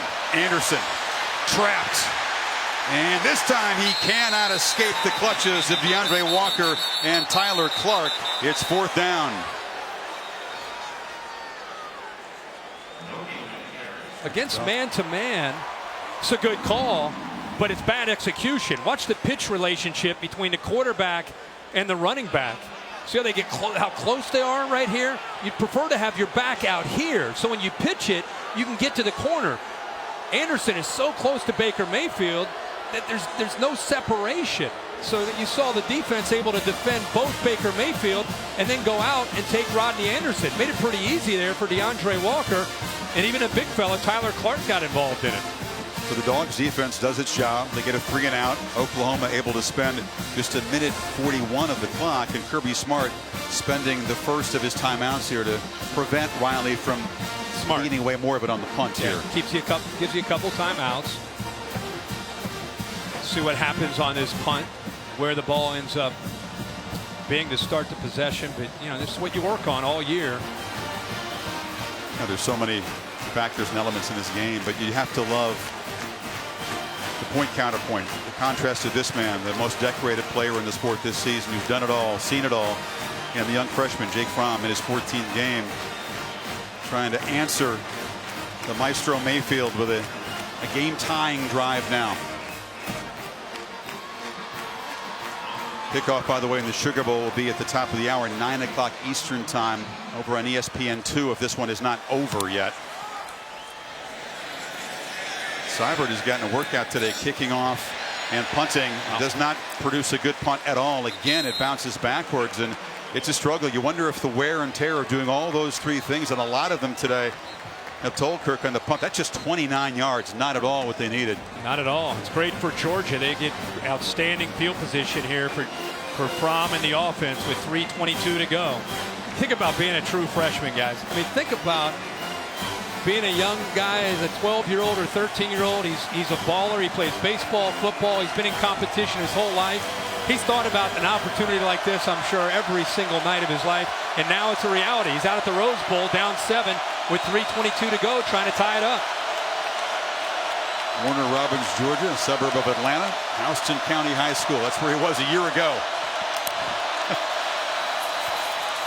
Michelle, who's had the big night but had the big fumble, squirts forward for 4. You know, Jim Chaney is a veteran. He's been around for a long time as a play caller. No panic at all. No reason to panic for Coach Chaney in this offense. Continue to try to execute. Mixing in the run with a pass. It's about execution now. Sooners bring pressure. Fromm gets it out. Has a man. Godwin escapes and is wrestled down at the 40. So the young quarterback beat the blitz that time. Yep, you're right, Chris. Blitz came. He sensed it, knew that he had to get the ball out of his hands. Interesting that Oklahoma, with the blitz, still played very soft with Motley, the corner. Made it much easier for Fromm to get the ball out to Godwin with soft coverage up top. Remember, they brag about his awareness and ability to see coverage and understand defense. Good protection. Now it breaks down. Fromm has to scramble. Flips it off short. Michelle in space. Makes a man miss and is spun down inside the 25 by Will Johnson. First down, Georgia. How about this look right here? I thought DJ Ward had it. It wasn't a blitz. They rushed 4, but watch Ward get into him. Right there, he's got him. It looks like, you know, just when you think Fromm's going to take off, there's that awareness we talked about, being able to get it down to Michelle and the offensive line. Very smart not to go downfield there, to have an illegal man downfield. How can a guy this inexperienced be seeing the game so well at this moment? Remarkable. Chubb in the game now. Here they come. Fromm steps up, bumps into a blocker, and will be tackled right at the line of scrimmage. Clock running now. You know, you got to always remember the timeouts, and Kirby will help him with the timeouts. But there's no reason to have to be in hyper speed mode. Just be able to look at the defense, get your formation, get everything set. Again, comes down to the execution. Oklahoma's been dialing up pressure and blitzing. Hardman in motion. Play action. Fromm has time. Now flips it into the bench. I agree. No reason to play in hyper speed as long as you reach the end zone. But the way they've managed this drive, this is it. This is the possession for Georgia. It's all or nothing right here. Yeah, absolutely. I think Kirby Smart kind of knew that when he got the ball here to start this drive. With only 2 timeouts left, this is it. This is the last drive. You got 3rd and 10, which means you don't have to get 10 here. Clearly, it's 4-down territory with the game on the line here. Typically, his go-to target is Wims, who's down at the bottom of the screen.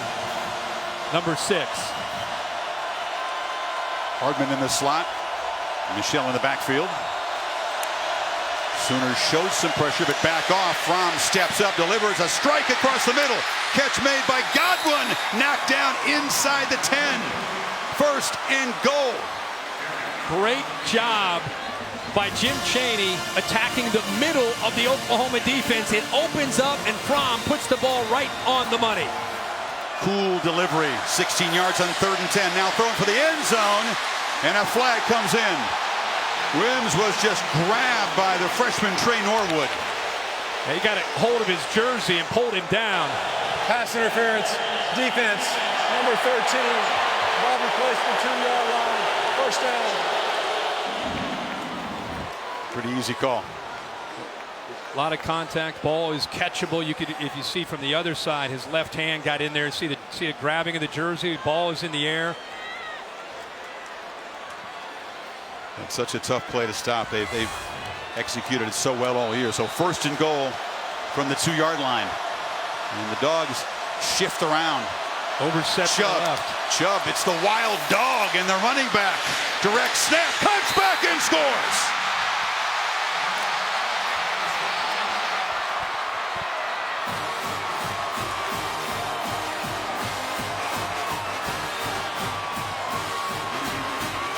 Now the poor punt set it up, but the Dogs take it 59 yards in 7 plays. My initial thought as he crossed that end zone, did they score too fast with 55 seconds and 3 timeouts? See if they hit the extra point to tie it. Yeah, Hot Rod Blankenship in the spotlight right now. Nice lick. The punter is also the holder. Trent Fricks, the snapper. Little hesitation there. Kind of double clutched, but he knocks it through. 45, 45, 55 seconds left. He actually started and then he stopped. Yeah. I mean, I think he was anxious to kick it. Watch him hit. Fortunately, it was only a PAT. He's just anxious to tie that game up. There's Chubb's run on the direct snap, Kirk. Yeah, this is overset to the right. Big, strong, couple extra bodies there. They outflank him. See the big freshman out front, Andrew Thomas. Put Nick Chubb on the corner there. He's going to find that crease. All those big bodies just pushing those Oklahoma defenders out of the way. But like I said, 55 seconds and 3 timeouts. This is Baker Mayfield territory. Meanwhile, the tailback tandem for the Dogs, 2 touchdowns each, and Michelle and Chubb have combined for 295 yards and 4 touchdowns. And the kid was very cool when he had to be. Mayfield, 3 timeouts, as you said. Plenty of time to produce some magic and avoid what would be the first ever overtime in the history of the Rose Bowl.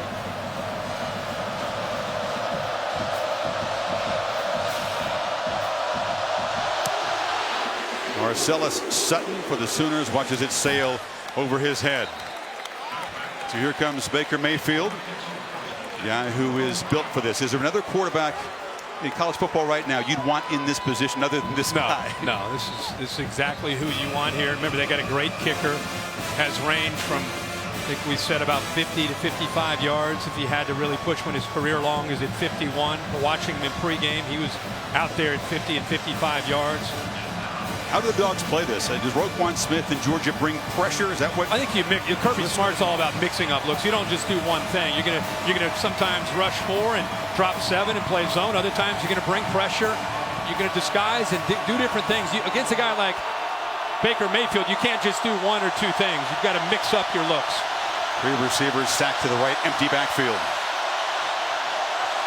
This is Anderson in motion. They fake it to him. Now sidearm pitch to Brown, and Brown, who just scares you every time you got the football. If you're a Georgia fan, gets a first down across the 35. And as soon as Brown catches the ball, he jumps back into the inside. You know, those Georgia defenders there, and he's just trying to get behind those big bodies on a screen. The big tight end Andrews and the right side of the offensive line. Clock running. Don't spend a timeout. Play action again. A short pitch on the sidelines, incomplete. Wow, good throw. DeAndre Baker was in coverage. Yeah, I don't know if Baker got a hand on that or not, but that ball was thrown really, really well. So they've got those 3 timeouts. Locked down to 37 seconds. Still need to move the football, Kirk. Probably about 35 yards to give Seibert a chance at a long game-winning field goal.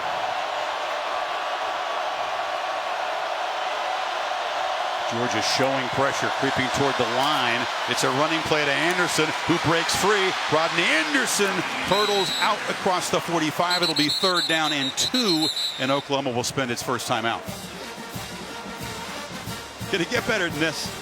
We talked about Georgia and Oklahoma never having met on a football field. You put them on this grand stage. You put them in a semifinal with a chance to get to the championship game, and it has been a classic here today. You talked about how the playoffs in the previous years haven't quite lived up to the billing. Not the semifinals. The semifinals, and this one we thought potentially could. We think the next one could be just as good. And so far, man, we've been spoiled by a great game. It's going to go down to the wire. We'll see if Oklahoma gets a shot at a last-second field goal. If not, headed to overtime. First overtime that we've had in the playoffs. So what a game of momentum. By the way, the crowds that have traveled out here, for you fans that are fans of these teams, should be incredibly proud, because they have really impacted this game and helped their teams with that momentum and helped create some momentum. Dogs fans on the far side trying to make it loud for Mayfield. 3rd and 2. Dogs can get a stop here. They could force a punt. Remember, Baker's been running some on 3rd down tonight. Sometimes you forget about him as a running threat.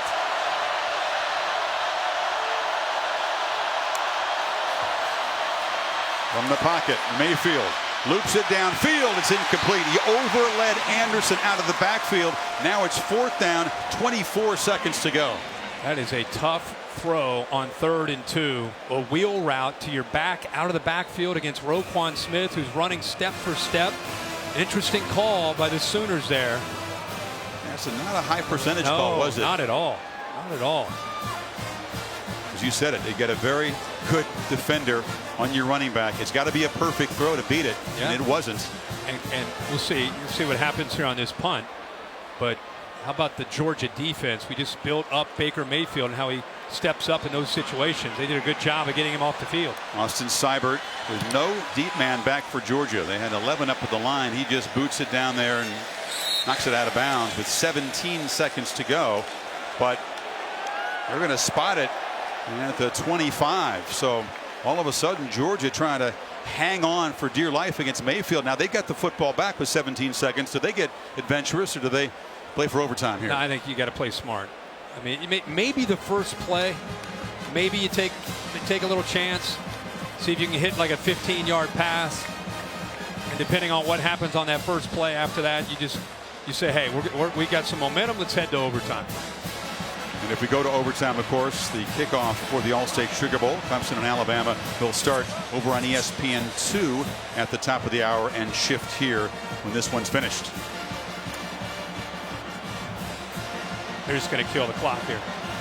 So Georgia was down 17 in the first half. They reeled off 24 straight. They took the lead, but a scoop and score by the Sooners' Stephen Parker changed the complexion.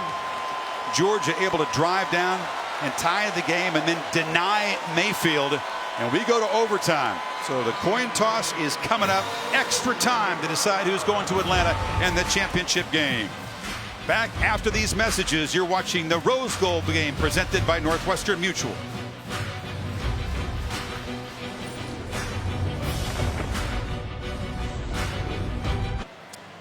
The first ever Rose Bowl overtime in the semifinal game. The important coin toss. The winner of the coin toss will obviously want to go on defense first. Each team gets the possession of the 25-yard line. Captains come out again. There's an eerie, strange feeling to college overtime. Would you say, Kirk? You put the context of this semifinal game, basically any play it can be decided, and the winner goes on to the championship game, and suddenly and heartbreakingly the loser's season is over. Back to Jeff Heeser. Overtime procedure are as follows. Each team has one timeout. When I flip the coin, whichever team comes up will have the choice of offense, defense, or side of the field. On the third possession, you'll have to go for 2. Okay? Flip it. Oklahoma, you won the toss. Defense. Then watch defense. Which way? Okay. Oklahoma will play defense first. Georgia's ball this way. That coin flipped by Jeff Heeser landed and flipped over. one time. And Oklahoma wins the toss. The Dogs offense and young Jake Fromm go to work first. Think about what these teams have been through throughout the entire year. Not this football season. I'm talking about going back to winter conditioning, and you go through spring ball and summer practices, and you go through the season, and you finally win a championship in your conference, and you're thinking, all right, here we go. You get to the playoff, and you get into a battle like this. It goes back and forth. It's 45-45, and now it's going to come down to extra innings. Not many of the guys in this field have played an overtime game. The last for either side was in 2015. But Baker Mayfield has. That game in Knoxville was his second start. They were way behind, came back, won it in double overtime on the Volunteers field. Of course, Oklahoma wins the toss and decides to take defense just to see what happens with Georgia's possession. Oklahoma's defense shouldn't be worn down. Georgia's run just 58 plays in this game, but they've been explosive. Chubb is the tailback. Listen, crowd in the line against the run. Chubb tries to bounce it, and he'll be met by Okoronkwo. 1-yard gain. Yeah, Mike Stoops taking some chances. Gets 8 guys up close. Brings the corner. Gets his safety up there, Stephen Parker. Trying to take away all the gaps. Not give Nick Chubb anywhere to be able to cut back and make a big play. They want to try to get Jake Fromm into those third and obvious passing situation here. Chubb out, and now Sonny Michel in. Fromm making those adjustments, has plenty of time on the clock. Handoff, and Michel picks his way, but it's going to be a 3rd and 6 for the Dogs. That's what they wanted. Good job at the point of attack by that defensive front. Now it comes down to a big 3rd down. Fromm, his favorite target again is his buddy Javon Wims, who will be off to his left at the top of the screen. Covered by a true freshman. True freshman Norwood against him has been giving him a cushion. He's got a height advantage on him too. Big cushion, you're right. From the pocket, delivered. Incomplete. It was off the hands of Isaac Nauta, the tight end who has not been targeted all afternoon. And here comes a field goal attempt. Boy, into the teeth of the defense, not to the outside, but into the middle of this defense. Ball's thrown just behind Nauta, and it goes off of his hands. Boy, they split those linebackers perfectly, just unable to hold on to the ball. Blankenship, who booted a 55-yarder just before halftime, missed from 48. This from 38 in the lead.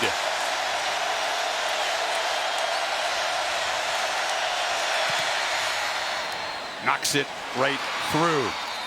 But Mayfield can win the game and send the Sooners to Atlanta and the championship game now with a touchdown. Yeah, you can see the frustration on the faces of Chubb and Michel. College overtime, where both teams get a possession, you always want to go second. Now, if you're Oklahoma, you know that they kicked the field goal. You know at the very least you need a field goal to send it to the second overtime, but you're holding out hope to be able to be aggressive, get a touchdown in this game, head to Atlanta, and try to get to the national championship game. Dogs did their job stopping the Sooners' potential game-winning drive at the end of regulation. Remember, Dimitri Flowers had some opportunities early in the game, is a real threat when they move the ball down inside the red zone. They like to sneak in behind linebackers. He's to the far right of the formation, close to you. 3 receivers bunched to that side. Anderson is the back. Anderson's got it, cuts back, and is knocked down after a 4-yard gain by John Atkins. Interesting call here on 1st and 10. You get so caught up in Baker Mayfield and Marquise Brown and all these weapons and speed on the perimeter. Instead, they go back to pounding it, running the football. They're at 232 yards now on the ground, so they've been pretty effective doing that. Brown in motion. They pop it to him. Marquise Brown trying to get the edge is strung out and dropped a couple yards short of the first down by Reed. Yeah, Reed trying to set that edge. Boy, it's one thing to work with the scout team. It's another thing when Brown's in person trying to get around the corner. Reed, who's one of the fastest players on this defense, just gets enough to be able to push him out of bounds and not allow him to get to that first down.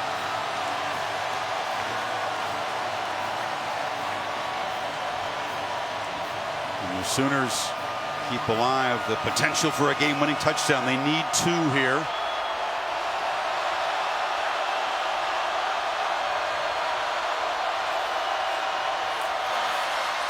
Handoff. Smallwood. End around, doesn't get there. Roquan Smith rose up, and the Butkus Award winner made a huge play. And we haven't seen Smallwood all night. A more physical receiver, not the fastest receiver. Roquan Smith with perfect technique. How fitting the year that he's had for the game to be down at 3rd and short. For him to make that play and not budge even an inch, he pushes Smallwood back. Offense was on the field for a long time. You wonder, did Riley think about it? Did he think about going for it? But here comes Seibert. Must make it to force double overtime and must hurry. And they'll spend a timeout, that one that they have in overtime. Don't want to hurry this field goal attempt. Austin Seibert has been almost automatic in these short-range field goals in his career, but he's been a busy man. We talked about the potential wear and tear. You kick off, you kick field goals, and you punt. It's really a rare guy that can do that in college football and be as busy as he's been. He hasn't punted very well today. This is where you really, in my opinion, you see so many great kickers on Sunday. The great kickers are the ones that can deal with the consequences and the pressure and what's at stake. They block that out and they go out and take care of business. Wesley Horkey is the long snapper. He's a senior. Connor McGinnis won the award as the top holder of the year, the Mortel Award. Seibert from 33 to force double overtime. He misses it, and the Dogs go home to play for a championship.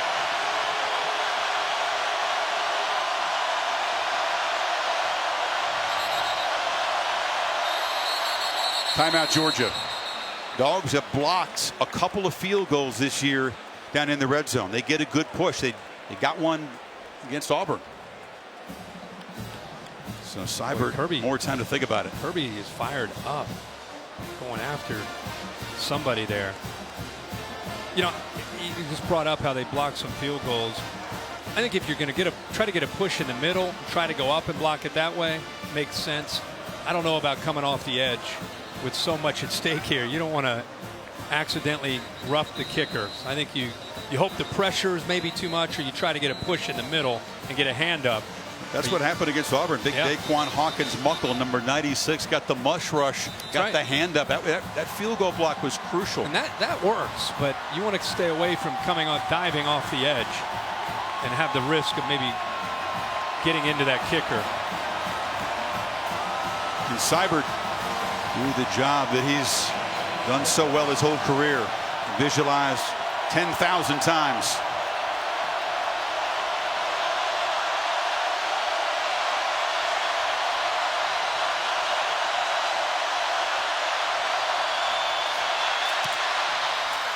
Knocks it coolly through into the net.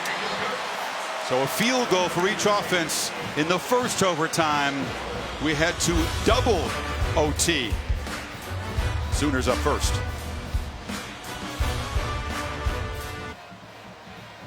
On to double overtime. Neither offense will define the end zone. Sooners did make a first down, but Seibert from a slight angle at 33 yards. You feel awful for any kicker who misses that, regardless of who you root for. I'm not rooting for anybody other than a great game, and I just didn't want either one of those kickers to miss that. Now they're two really likable guys too, on top of it all. So now the Sooners back to work.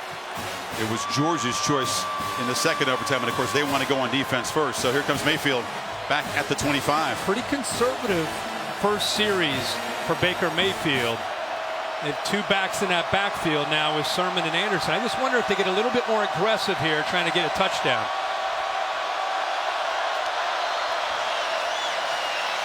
Anderson, the keeper. You make a good point. Is the strategy different in the top of an overtime inning, if you will, knowing how good Georgia is on the other side? Yeah, I think it is. You know, especially as you move further along here into the second overtime. Lincoln Riley, you know his personality. I mean, a lot like Bob Stoops. Bob Stoops always had a reputation of being a little bit of a gambler, take a few chances, be aggressive. I think Lincoln Riley is has that same approach. With that 5-yard carry, Anderson over 200 in this game. Brown in motion. They fake it to him. Mayfield under pressure, has to scramble, flips it downfield, incomplete. Again, he was targeting Andrews, well covered, and Trent Thompson pressured him. Yeah, Thompson with a really good job of getting in there and forcing him out of the pocket. Oklahoma actually got away with a couple holds that time on the right side of the offensive line. No call, so they catch a break here and avoid the penalty. After a good start to this game on third down, the Sooners have struggled lately. They are just 7 of 17.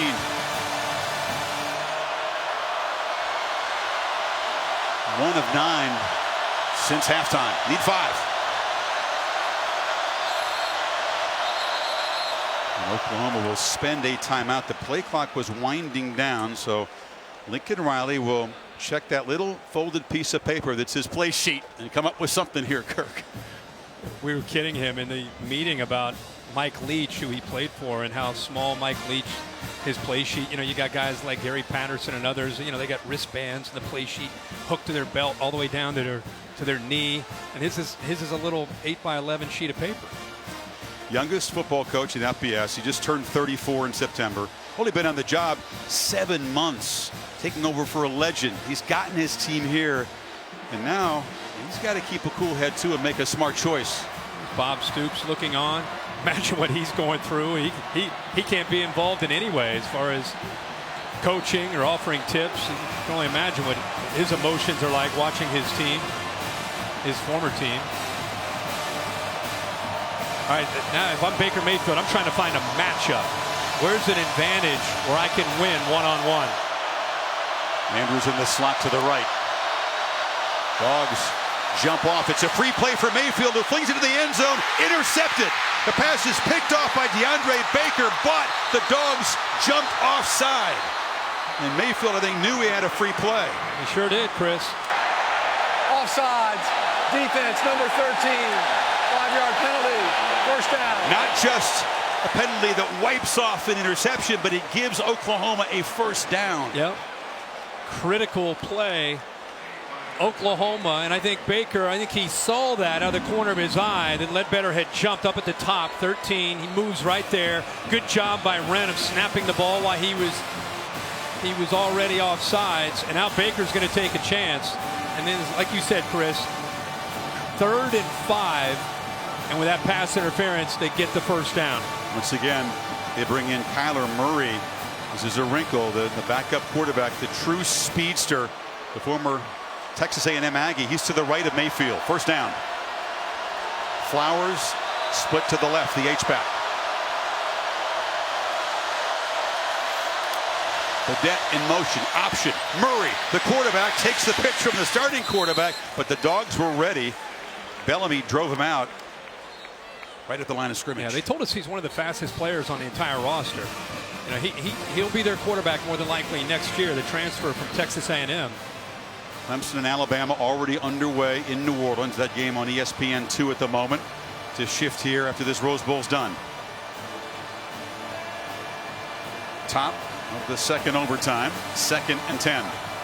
Ken, here is the matchup that you would expect them to try to go to down here. Andrews at 6'5", 254 is tough to match up with down in the red zone. They flip it short. Anderson hit behind the line as Roquan Smith makes another huge play. Well, he had him the entire way out of the backfield. Had him man-to-man, wasn't surprised at all. Baker Mayfield flips it out there, and Rodney Anderson never had a chance against Roquan Smith. Talked about Smith's frustration early. He wasn't an impact player in the first half of this game. He has upped his game after halftime, especially down the stretch. Now the Sooners need 12. It'll be another field goal attempt.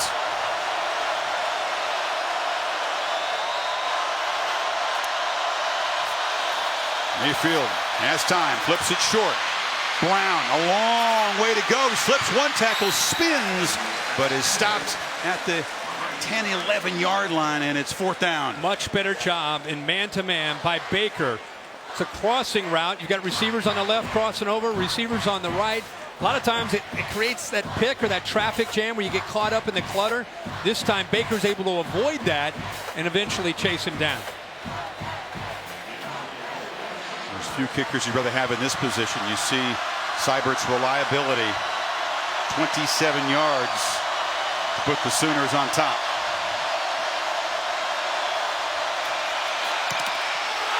Deflected, blocked. The Dogs do it again.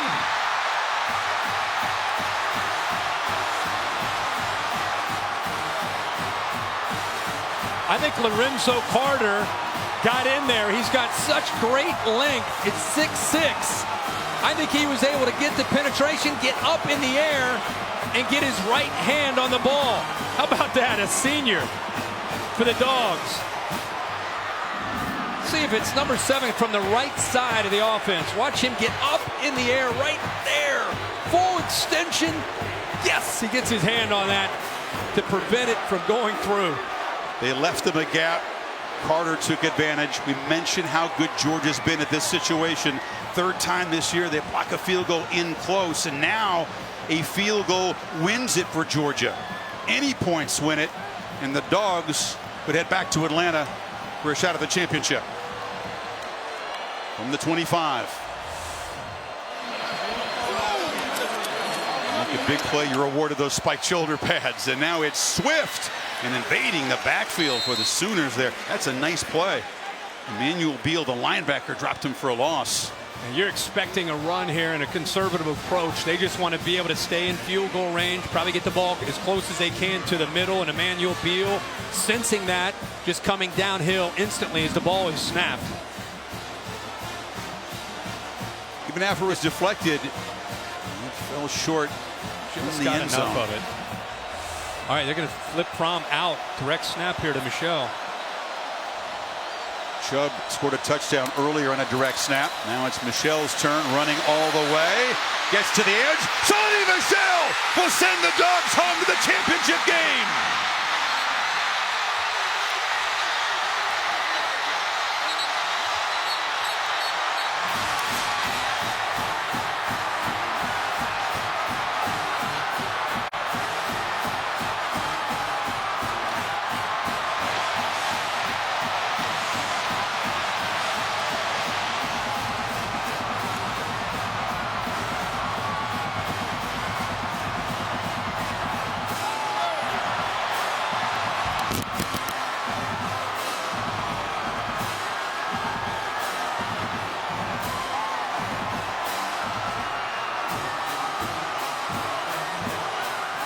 Just like that, the Sooners season ends, and the Dogs can dream big about a national championship. It'll be their first since 1980. Sonny Michel, 4 touchdowns to offset a crucial fumble, but the final word in the highest scoring Rose Bowl ever and its first overtime ever. To Maria Taylor. All right, Coach. Your 3rd blocked field goal of the season results in your team going to a national championship game. How do you describe the way this game ended? What a game. What an atmosphere. You know, my heart goes out to the Oklahoma team because these guys played their tail off, and so did ours. Nobody ever quit. Everybody fought hard. So proud of these kids and seniors, man. I mean, they never quit. Let's talk about those seniors. Lorenzo Carter, he gets the blocked field goal, and then you put it in the hands of a senior running back. I mean, what does it mean? These guys came back for this moment, Coach. Impressive. Character, integrity, proud of them, man. This is a great university, and these kids called their tail off. In your 2nd year as the head coach at your alma mater, you're taking them to a national championship. Let that soak in and tell me what it means to you. Go Dogs. Hey, for you too, girl. Thanks, Coach. Appreciate it, Tom. We go over to you. Maria, thank you very much. Jake Fromm and Roquan. Let me start with you. You tell me this. Everything's a first for a true freshman. Your first ever Rose Bowl, the first playoff game to go to an overtime. What did you tell your team heading into the second overtime session? We had to believe.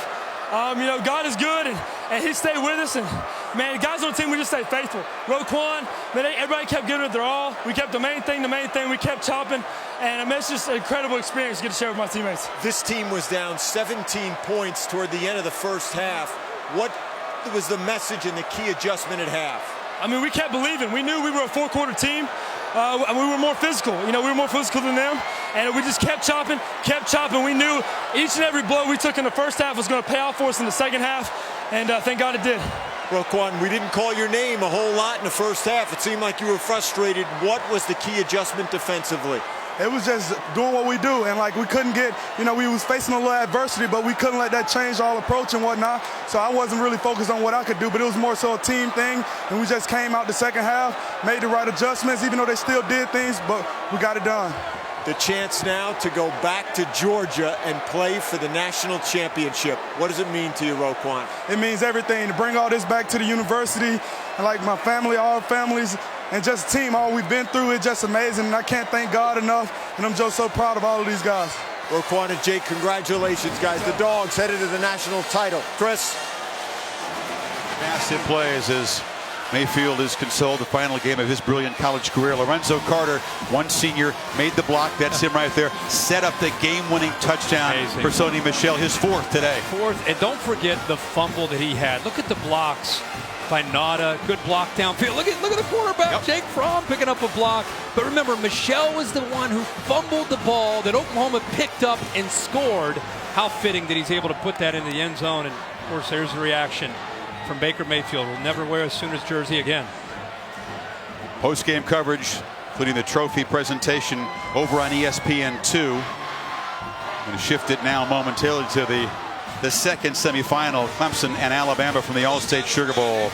An absolute classic in Pasadena this evening. The Dogs headed home. Who are they going to meet? The Tigers or the Crimson Tide? We're about to find out as we send you to New Orleans right now. What a thriller.